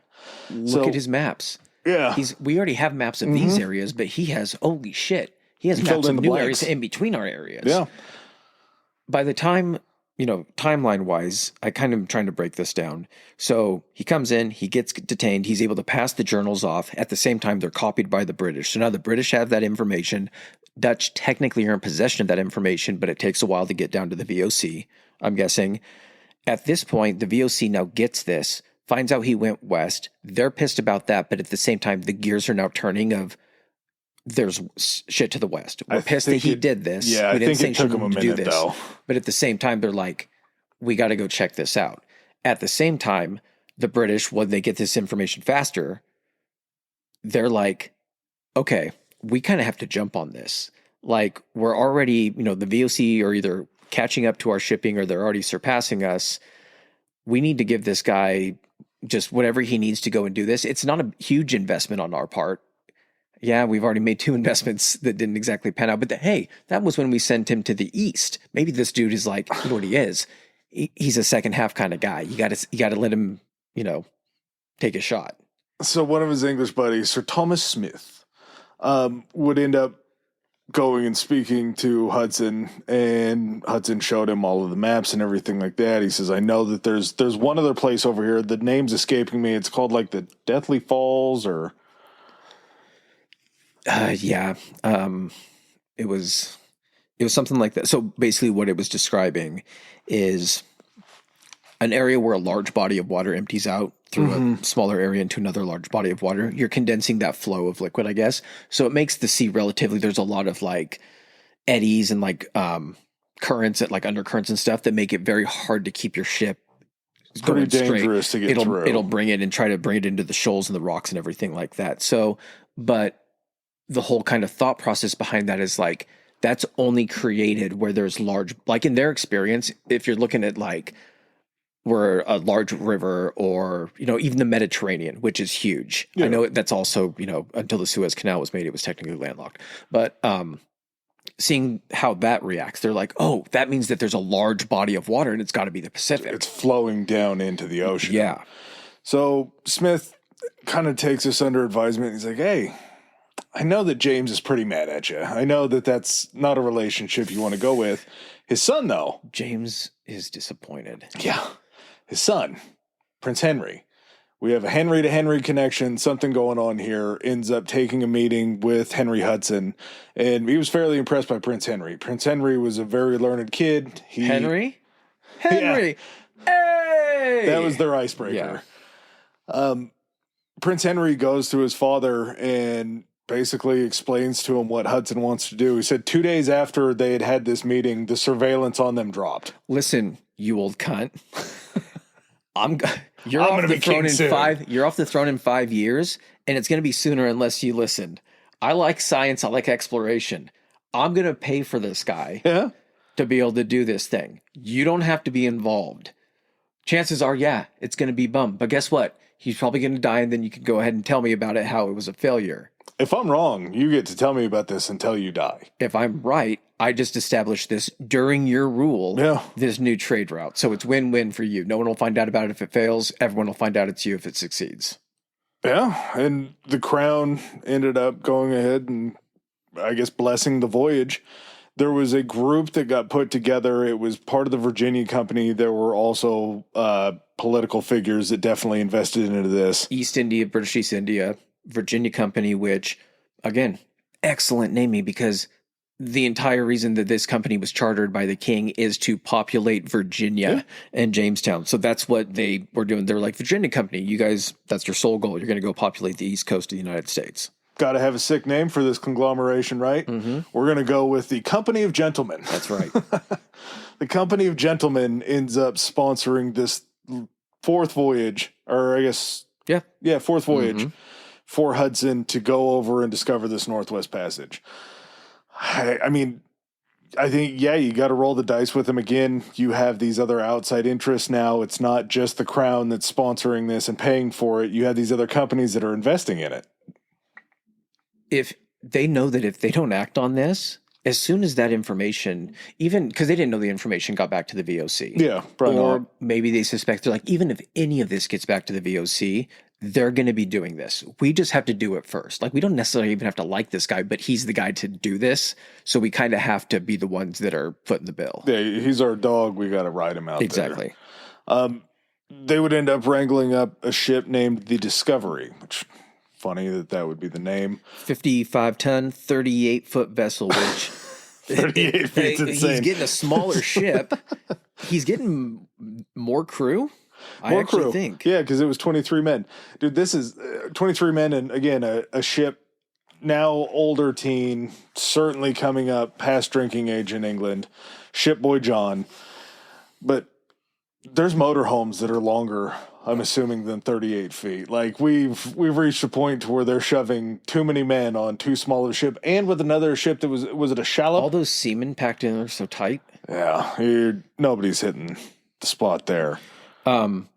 They said that there were only 2 cabins on it, one obviously for Triple H, and then one for the first mate.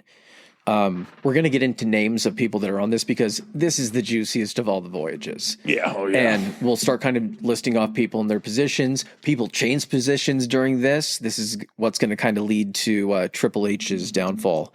But they decide to, on this voyage, they decide to go ahead and stay a little bit further to the north.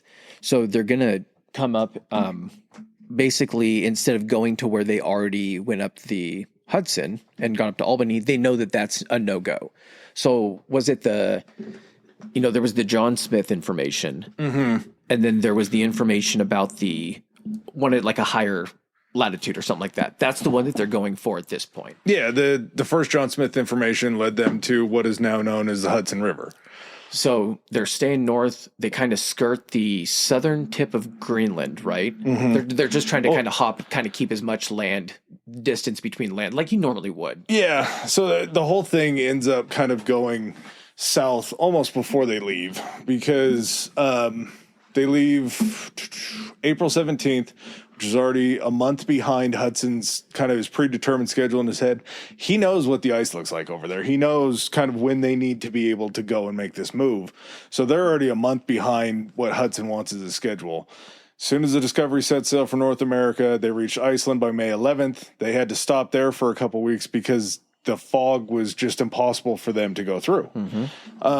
Also, they had run into a couple different kind of squalls and storms that Hudson took the knowledge from that, this ship is going to be able to handle some things if it needed to. That's got to be something that's a little bit daunting is like, because there's different designs of the ships. They react differently to weather, Those first couple storms, you're just like, is this thing going to hold up? How is this thing going to react? If this thing doesn't react well, I know I'm going to be running into storms. Do I need to turn around? Because the further out we get, the further away from help we are. Well, we talked about this. They had some sort of rudimentary anchor that wasn't made of steel. It was like a big cloth that was like a drift anchor. Yeah. Basically like a parachute that you would throw out, and it would just create a ton of drag in the water to keep the ship from getting pushed off course too much. All night, we talked about this. If you're in the middle of the ocean, there's no like shutting her down and just staying because you're going to start drifting everywhere. Yeah. You're going to get thrown off course. Hudson's up basically the entire night out on the deck, just giving orders and making sure that everything is going. I don't know when these guys sleep. Obviously, he has to take a little time to get a little nap in, but you're just constantly sailing towards your destination at all times because if you stop or slow down, you could get blown off course pretty bad. I'm going to think I sound intelligent. I'm going to be probably completely off on this. I want to say that, like, when you're sailing and there's a storm, there comes a point when you just have to bring the sails down when it's uncontrollable. There's not a direction where the wind is. The waves are too much. And you just have to pretty much drift at that point and try to kind of, if you're on the rudder, you're trying to point yourself a direction to go with the flow of it. So you're not going against everything. Trying to make it as skinny as possible. Exactly. If you're in a situation where there's the storm and you're able to try to like ride it out, at that point, you're kind of at the mercy of the storm to where you almost have to pick a direction that's going enough with the wind that you can catch the wind in the sails to try to get you out of it. But then at that point, if it's going right against you, are you just like, we can't sail directly into it and we can't go directly backwards. So we just have to pick a direction north or south and try to kind of skirt until we can get around the storm. And then at that point, you're like, well, we know we can't go too far to the north because Iceland is right there and it could crash us into it. And we can't go, do we go to the south and then that puts us completely off course? And then how do we get back to where we're going? So yeah, like you have to try to maintain some sense of direction. After one of the storms, I think they were talking about ended up blowing him like 250 nautical miles in one day. That's pretty far. Do you know how fucking fast that ship would have to be going? Yeah. You're cruising to go that fast in one day in a boat. The sails are just, you're just like, please fucking hold together because they're just screaming. Already had a mast that snapped once before on this trip. Yeah. Don't need another one. But that all in and of itself is scary. To think that fog is actually almost even more scary because there's just you have no sense of anything. You're not looking up and seeing anything. You're just in a fog the entire time. There's random rocks or shit just poking like reefs and shoals and shit that and these are wood bottom boats. It'll just get torn the shit out of. Yeah. I don't know if it was this ship or the one that Half he Moon. took the second time, or the Half Moon. One of the ships he did have reinforced when he got back during one of the voyages. But it's more wood, right? Basically, yeah, just on the front of it to hope it doesn't puncture through it. I'm assuming, knowing what he's going to be up against, there were some type of concessions probably for this ship. Yeah. As you said, by June 4th, they are rounding the southern tip of Greenland. By June 25th, the Discovery had reached the northern tip of Labrador that we were talking about earlier. This cast of characters, to me, is very interesting. His first officer, his first mate, was a guy named Robert Jewett. Robert Jewett had actually joined Hudson during his second voyage and had ridden this entire thing out, just had seen it through. Hudson didn't necessarily, I think, like him, but maybe he was like the closest guy to him. He said that he was a pretty brash guy, pretty rough with everybody, but he was almost like where Hudson was standoffish, at least Jewett would stick his He was the guy nose that in people's Hudson business. needed to be more outspoken and more assertive. He probably took the Dutch knives. Yeah, and to that point, since that second voyage, he considered that he was low. He didn't, necessarily really love him personally or anything, but it was someone that he could count on to get the job done. And Hudson is so singularly focused on this that he's just like, I do need the people that I can trust to do their jobs, regardless of kind of my personal feelings about him. And this guy, I think, was his first mate on the second one as well. Yeah. And it kind of stayed his first mate the entire time. So this is someone that has been with him for a while now. Probably not somebody that would ever turn on him, right? You wouldn't think. I mean, it would take a lot. Yeah, probably. Yeah. His quartermaster was James King. He had a boatswain named William Wilson. Bosun. Bosun? Yeah. Oh, I thought it was Wilson. I kept hearing Wilson. The carpenter, Philip Staff. And this guy, questionable whether he was a gentleman or a navigator. His name is Wilson. The word is bosun. It said boatswain. His name wasn't William Bosun. His title is bosun. But no, I exactly know. It's spelled boatswain, but I heard it during so many, but it's bosun. He's a bosun, but his name is Wilson. Yeah. Fuck me. Bosun Wilson. This guy was he might have been a navigator. He could have been a company man that was just there to accompany them. His name is Abacuck Prickett. This guy's going to play a big role later on.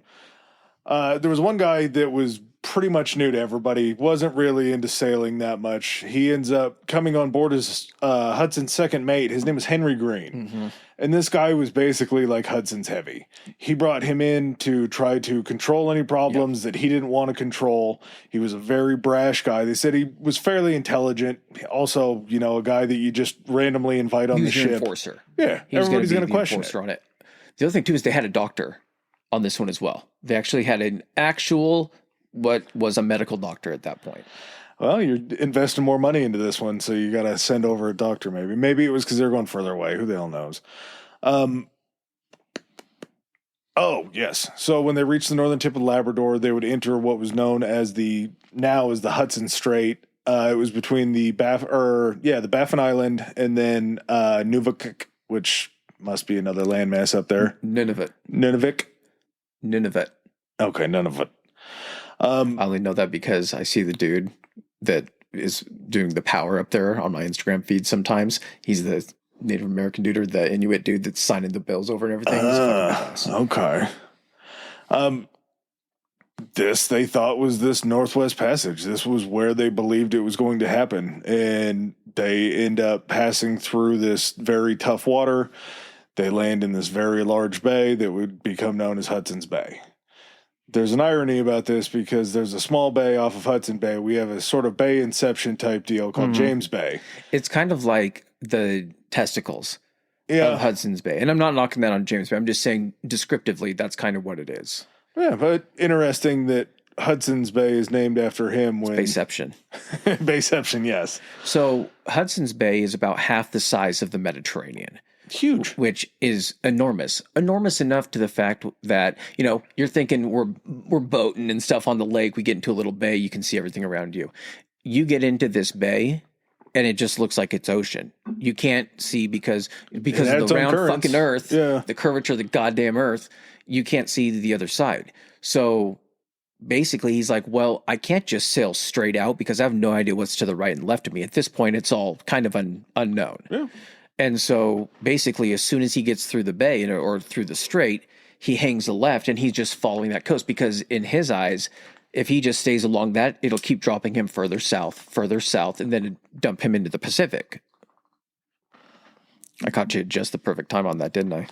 They chart for the next 5 months just down the eastern shore. That's how big this motherfucking bay is. It's a lot of area to chart along there. By November, the Discovery would find themselves in James Bay, again, the smaller bay. For some odd reason, Hudson had this belief, and I guess maybe it's not odd. I can kind of see it from his angle. But he was on a similar latitude to where England was, so he believed that the winter would be something akin to the winters in England. Vibes were high. Yeah. He got through the strait. They see that ocean out in front of him. They're like, oh, fuck, this might be the Pacific. We just fall this around and it'll dump us into somewhere warm. And during that 5-month period of traveling down, and it's not getting any better, and you're not finding anything. You're still having land to your left. You probably still can't see land to your right. Even when you start entering James Bay, that might probably be difficult due to the distance. Yeah. But you're just kind of like, okay, at what point are we getting to that shit or get off the pot time of turning around and going back? Because, hey, man, the weather ain't like England here. No. Yeah, we may be on the same, even similar, but this is a fucking different place. You've had 5 months to understand that this climate is different than the climate back in England. But for some reason, you just continue on. So by November, they're in James Bay, and all of a sudden they run into ice. And the ice ends up holding them in James Bay.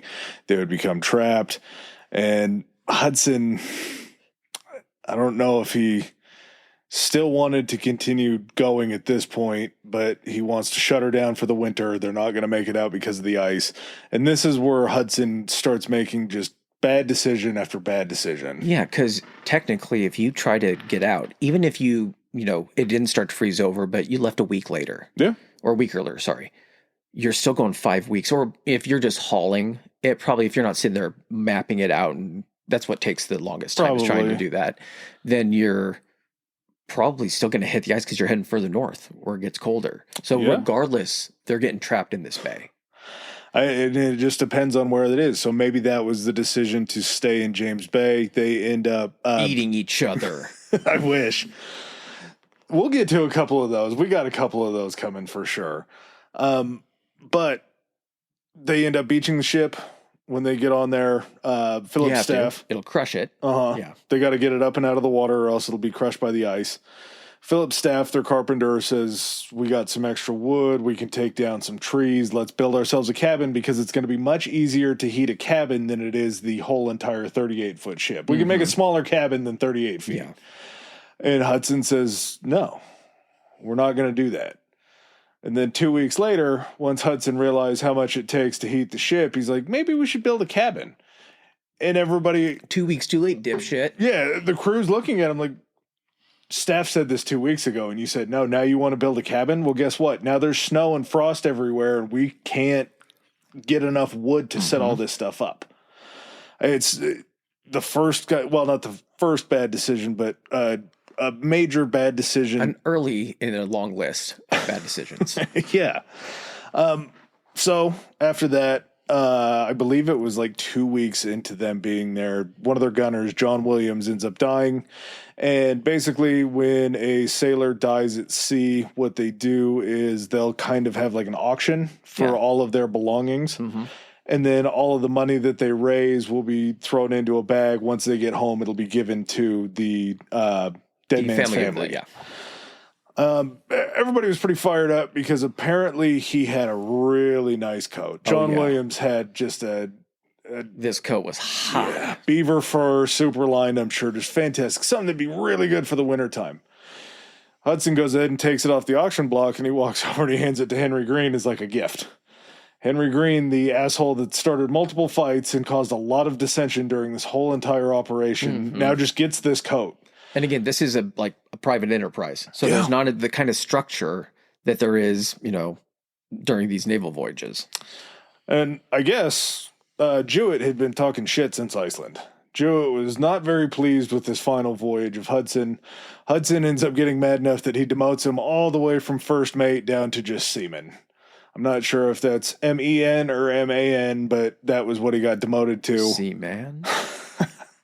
Jewett was pissed about this. He asked for a trial in the public, which seems odd because there was like 23 guys on the ship. So the public is just basically everybody you see every day. Ends up getting demoted. He would also demote Francis Clement too. And at the same time, he told them that they could earn their positions back, even though he had already filled their positions with somebody else, that they could get back in his good graces to do this. Just another weird move that he pulls is Greene has some sort of minor infraction and he takes the coat back. Maybe he got cold that night and Greene just pissed him off that day or something like that, but he takes the coat back from Greene, which kind of starts to create a little bit more of another enemy. Then Greene gets very angry because of the blowback about the coat incident. He goes ahead and tells Greene that he's going to forfeit his entire salary when they get back. Yeah. So now Greene's done this whole entire mission for free. And he's not home. No. It's not like he's got back and hasn't got paid. He's still on this thing, which means he's still working, which when it comes, time for the thaw to happen and some information starts coming out, Greene's like, Not cool with this. Hudson fucked up a lot of the trade relations with the locals around there. And at a time when hunger is setting in and the cold setting in, you would probably want some dried meat. You would definitely want some beaver pelts up there.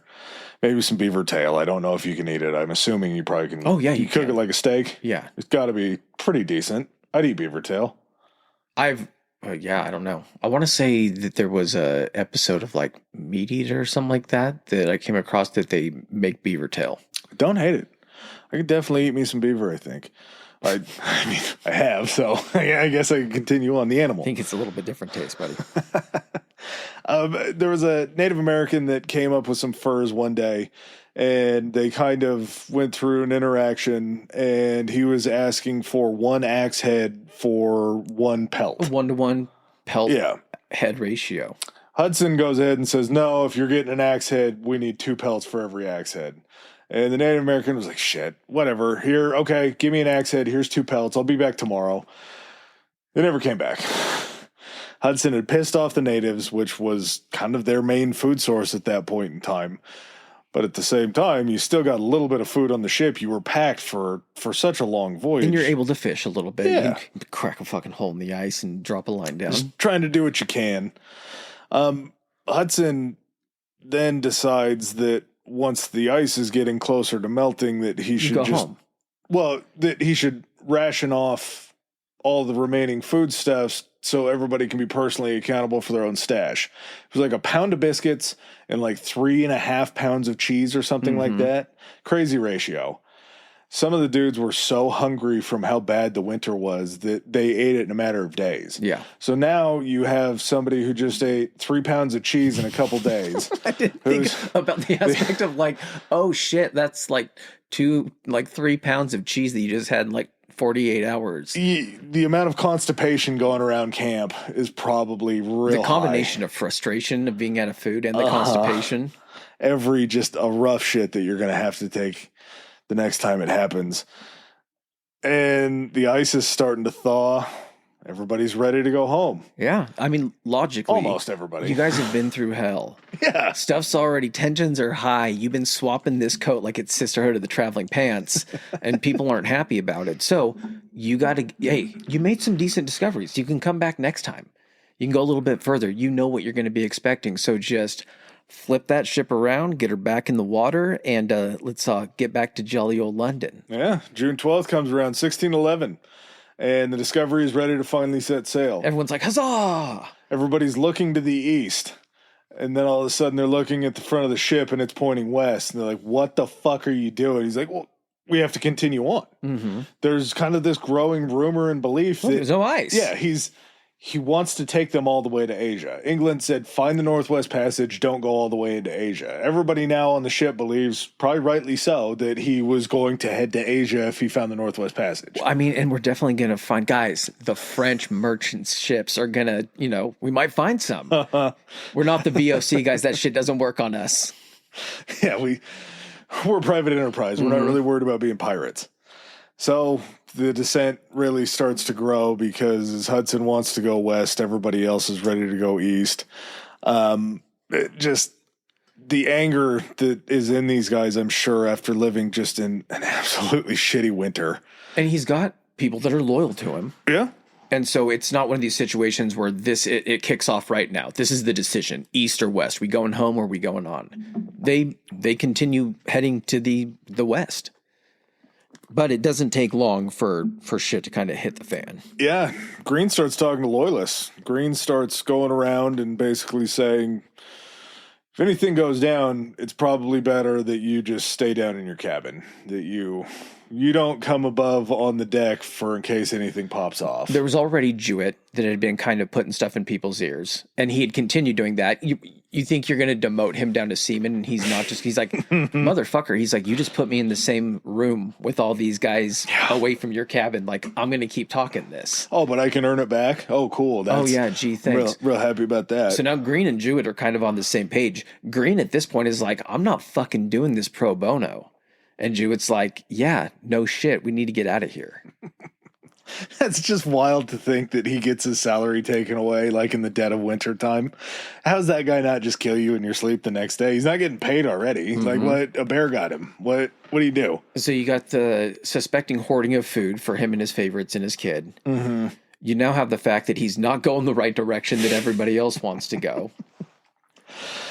Everything's pointing towards mutiny, I feel like. Feels like we're headed that direction. West and mutiny. Yep. June 21st, the mutiny begins. The remaining Hudson loyalists, like I said, were told, if you're not going to help us, just either stay distracted, out of the way. Like, hey, come over here. No, come over here. One of the guys, I think, ended up, it was the carpenter maybe, or somebody else.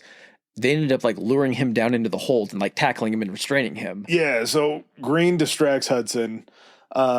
They end up telling, what was his name? Prickett, to steer clear of the deck. There's going to be some shit that's happening up there. Listen here. He was there also because he was like the chronicler. Yeah. And so they were like, we kind of need this guy to like chronicle this very justified mutiny to make sure that we're not all getting in trouble. So they're just like, hey, you know what? Just hang out down here. Write something. Yeah. Yeah, maybe write about how this captain is an asshole. Start a short story. All the other loyalists were confined. James King, I believe, was one of the other guys that got picked up, which makes sense because he was the quartermaster that I believe had been promoted. Yeah, he was probably put in one of those positions. Yeah. The either enforcer or the first mate. Before King and Hudson were ordered to get on this boat that they had called a shallop. Now, I don't know where this information comes from, because obviously it was pretty tough to talk to Hudson to get his point of view on anything, and maybe it was just the prevailing thoughts.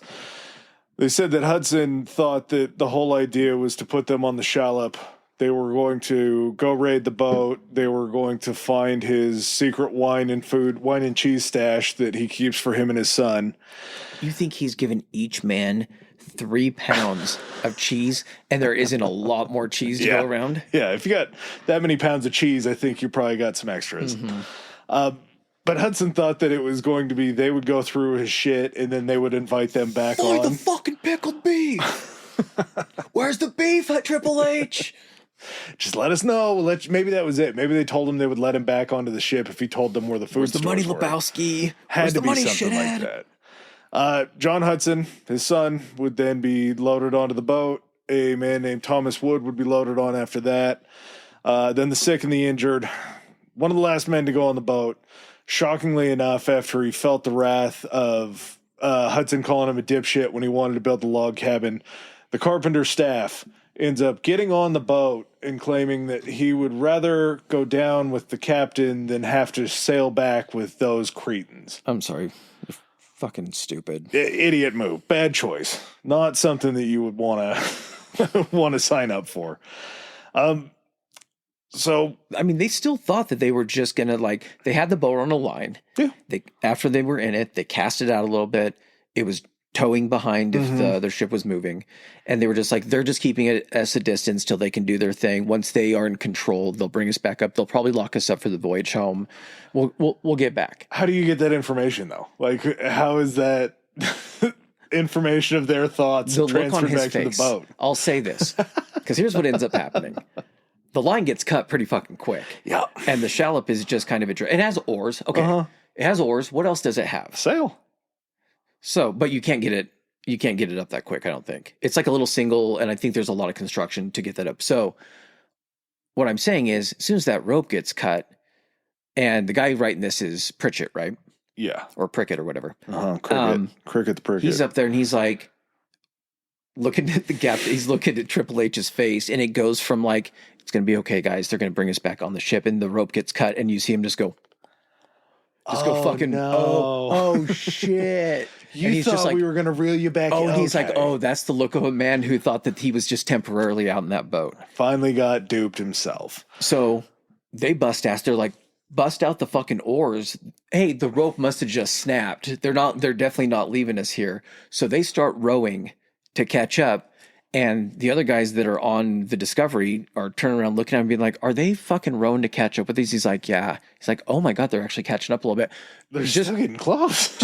just drop all the fucking sails. So they end up like dropping the sails. And at that point, it's just like, and they just start pulling away. There's no hope of catching them. Put it in F, get out of there. And that was the last that anyone on the ship saw of Triple H and his new crew. Well, it's not like they were all Cretans on the ship. According to Prickett, they had given them a pot.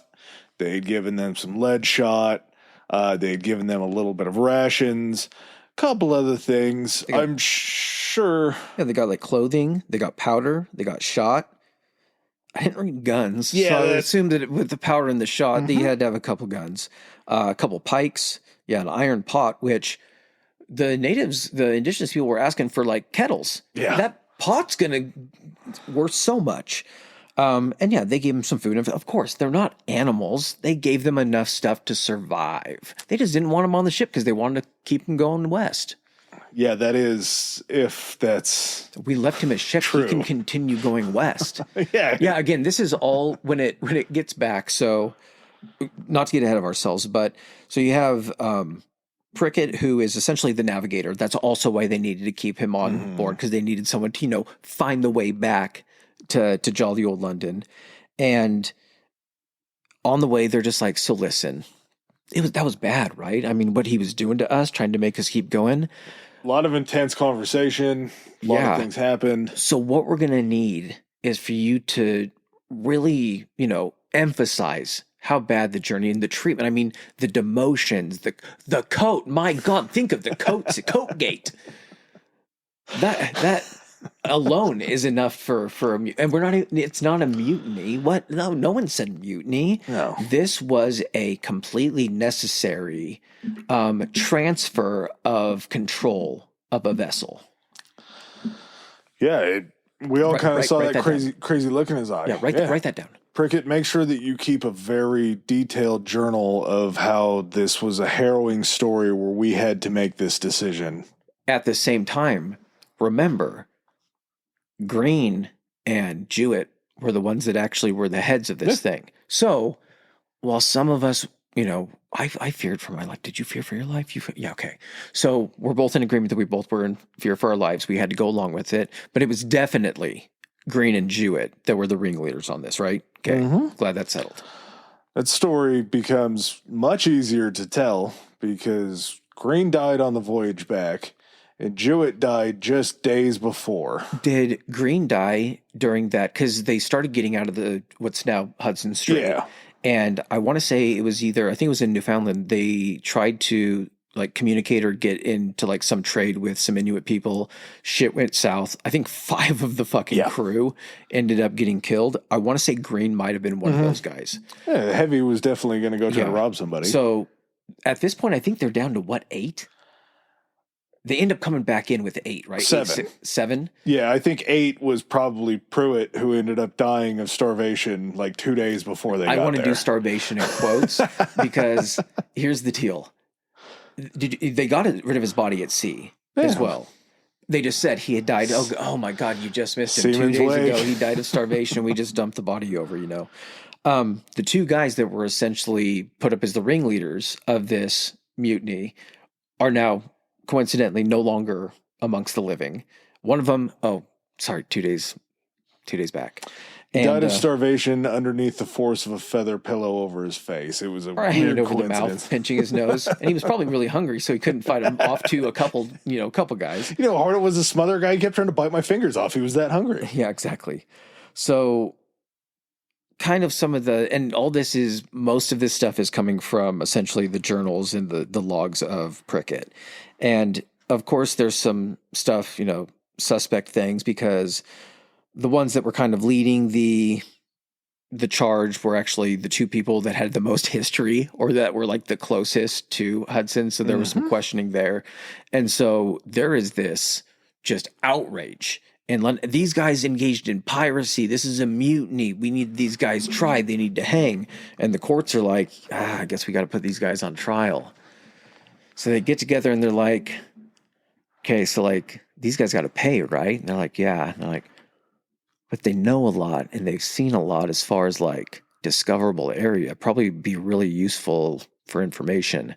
And we can't get it from them if they're dead. So maybe we throw the trials on hold for a second. Maybe we can hear their story and it could justify what they did. We need to simmer on this. Yeah. We're hot because this ship just pulled in and the captain's not on board. I think right now we're letting emotion make our decisions for us. Let's sit back. Let's hear them describe the crazy places they've seen, all of the crazy, minerals and like industry and stuff we can do with those areas. And we'll make the decision at that point. And these guys end up not getting any charges placed against them. Dare I say they got a while. Immunity to mutiny. Yeah, we got it. I'm sure okay, everybody I just wanted to make sure. Listen, it's an hour and 50 minutes into this thing. And so, attention starts to wane at certain points.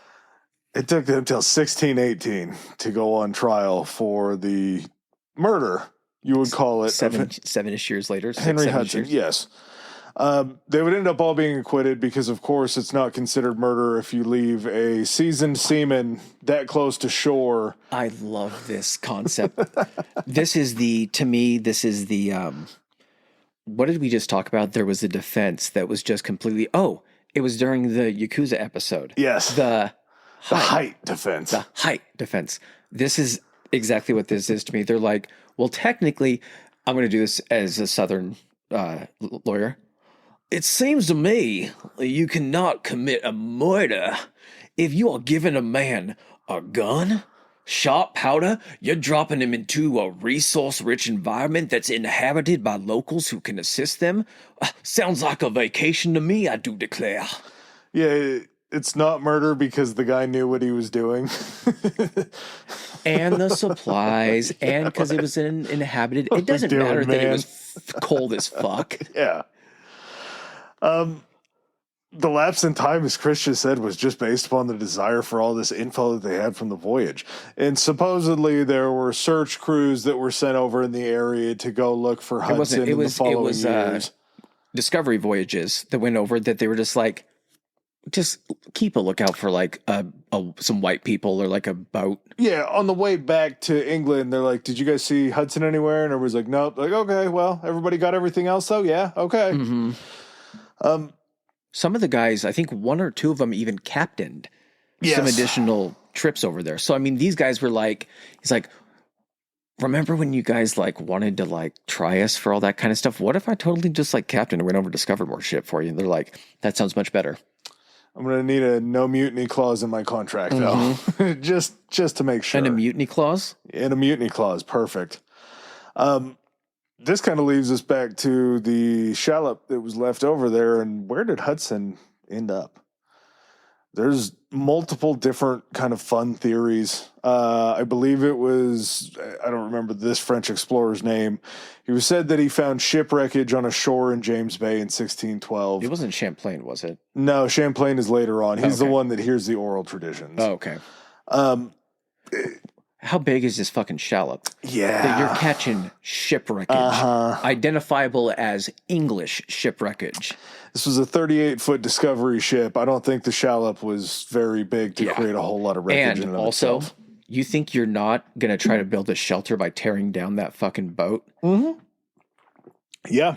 And if you're a seaman, if you know what you're doing out there, you're probably going to know how to land that boat onto land. It's not just going to crash. Yeah.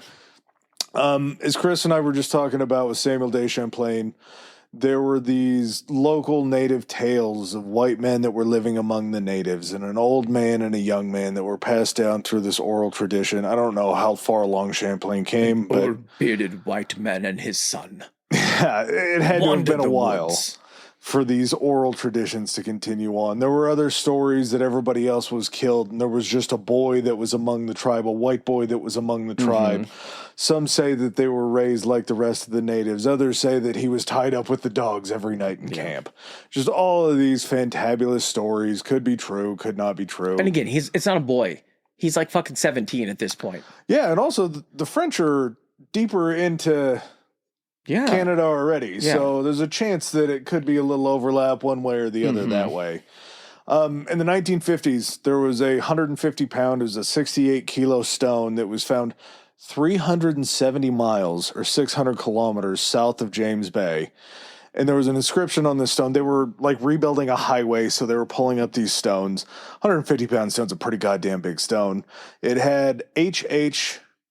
Under that said 1612, and under that was scrolled captive. This lettering was consistent with 17th century maps as far as how it was written, what it looked like. This brings up a lot of different issues because they never dated the inscriptions to make sure that they weren't fakes. Yeah, they couldn't determine the age in which they had been from where on the rock or something like that, like how old they were. I love the fact that I don't believe this one right here. Not at all. But I love the fact that someone did this very intelligently.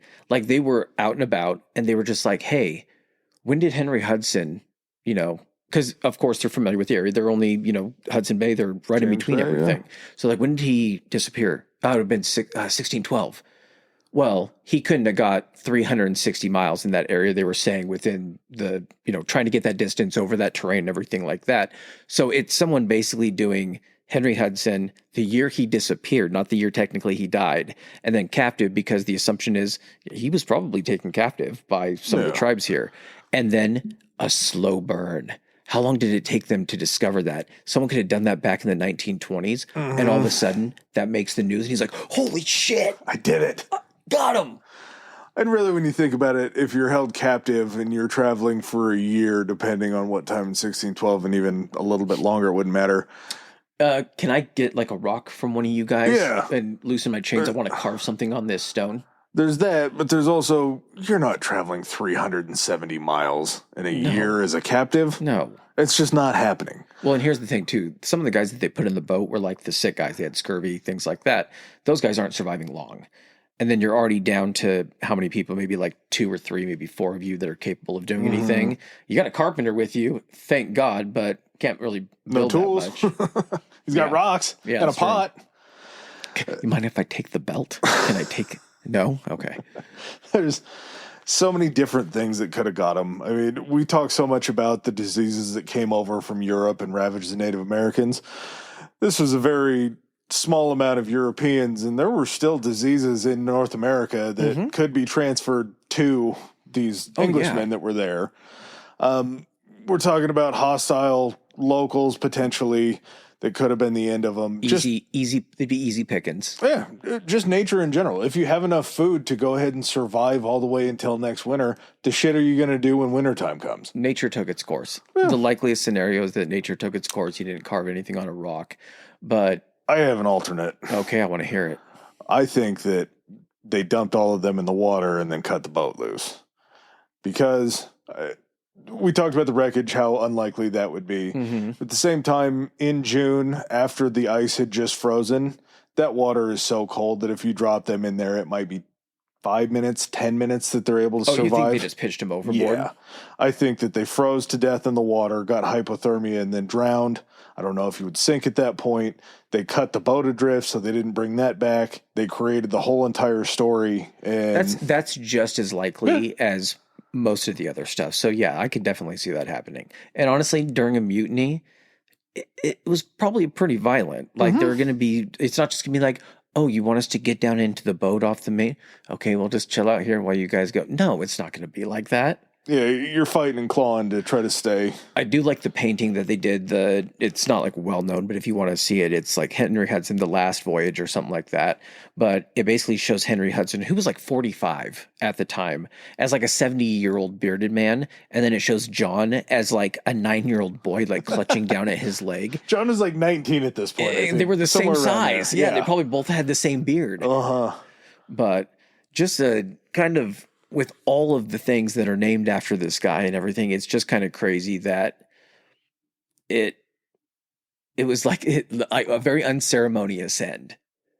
Yeah, there's no real way to wrap up the story because the story that we were told came from the guys that let him adrift. Yeah, exactly. But it was all, it wasn't for naught, because 300 years later, the Northwest Passage is found. That's so long. He would be elated.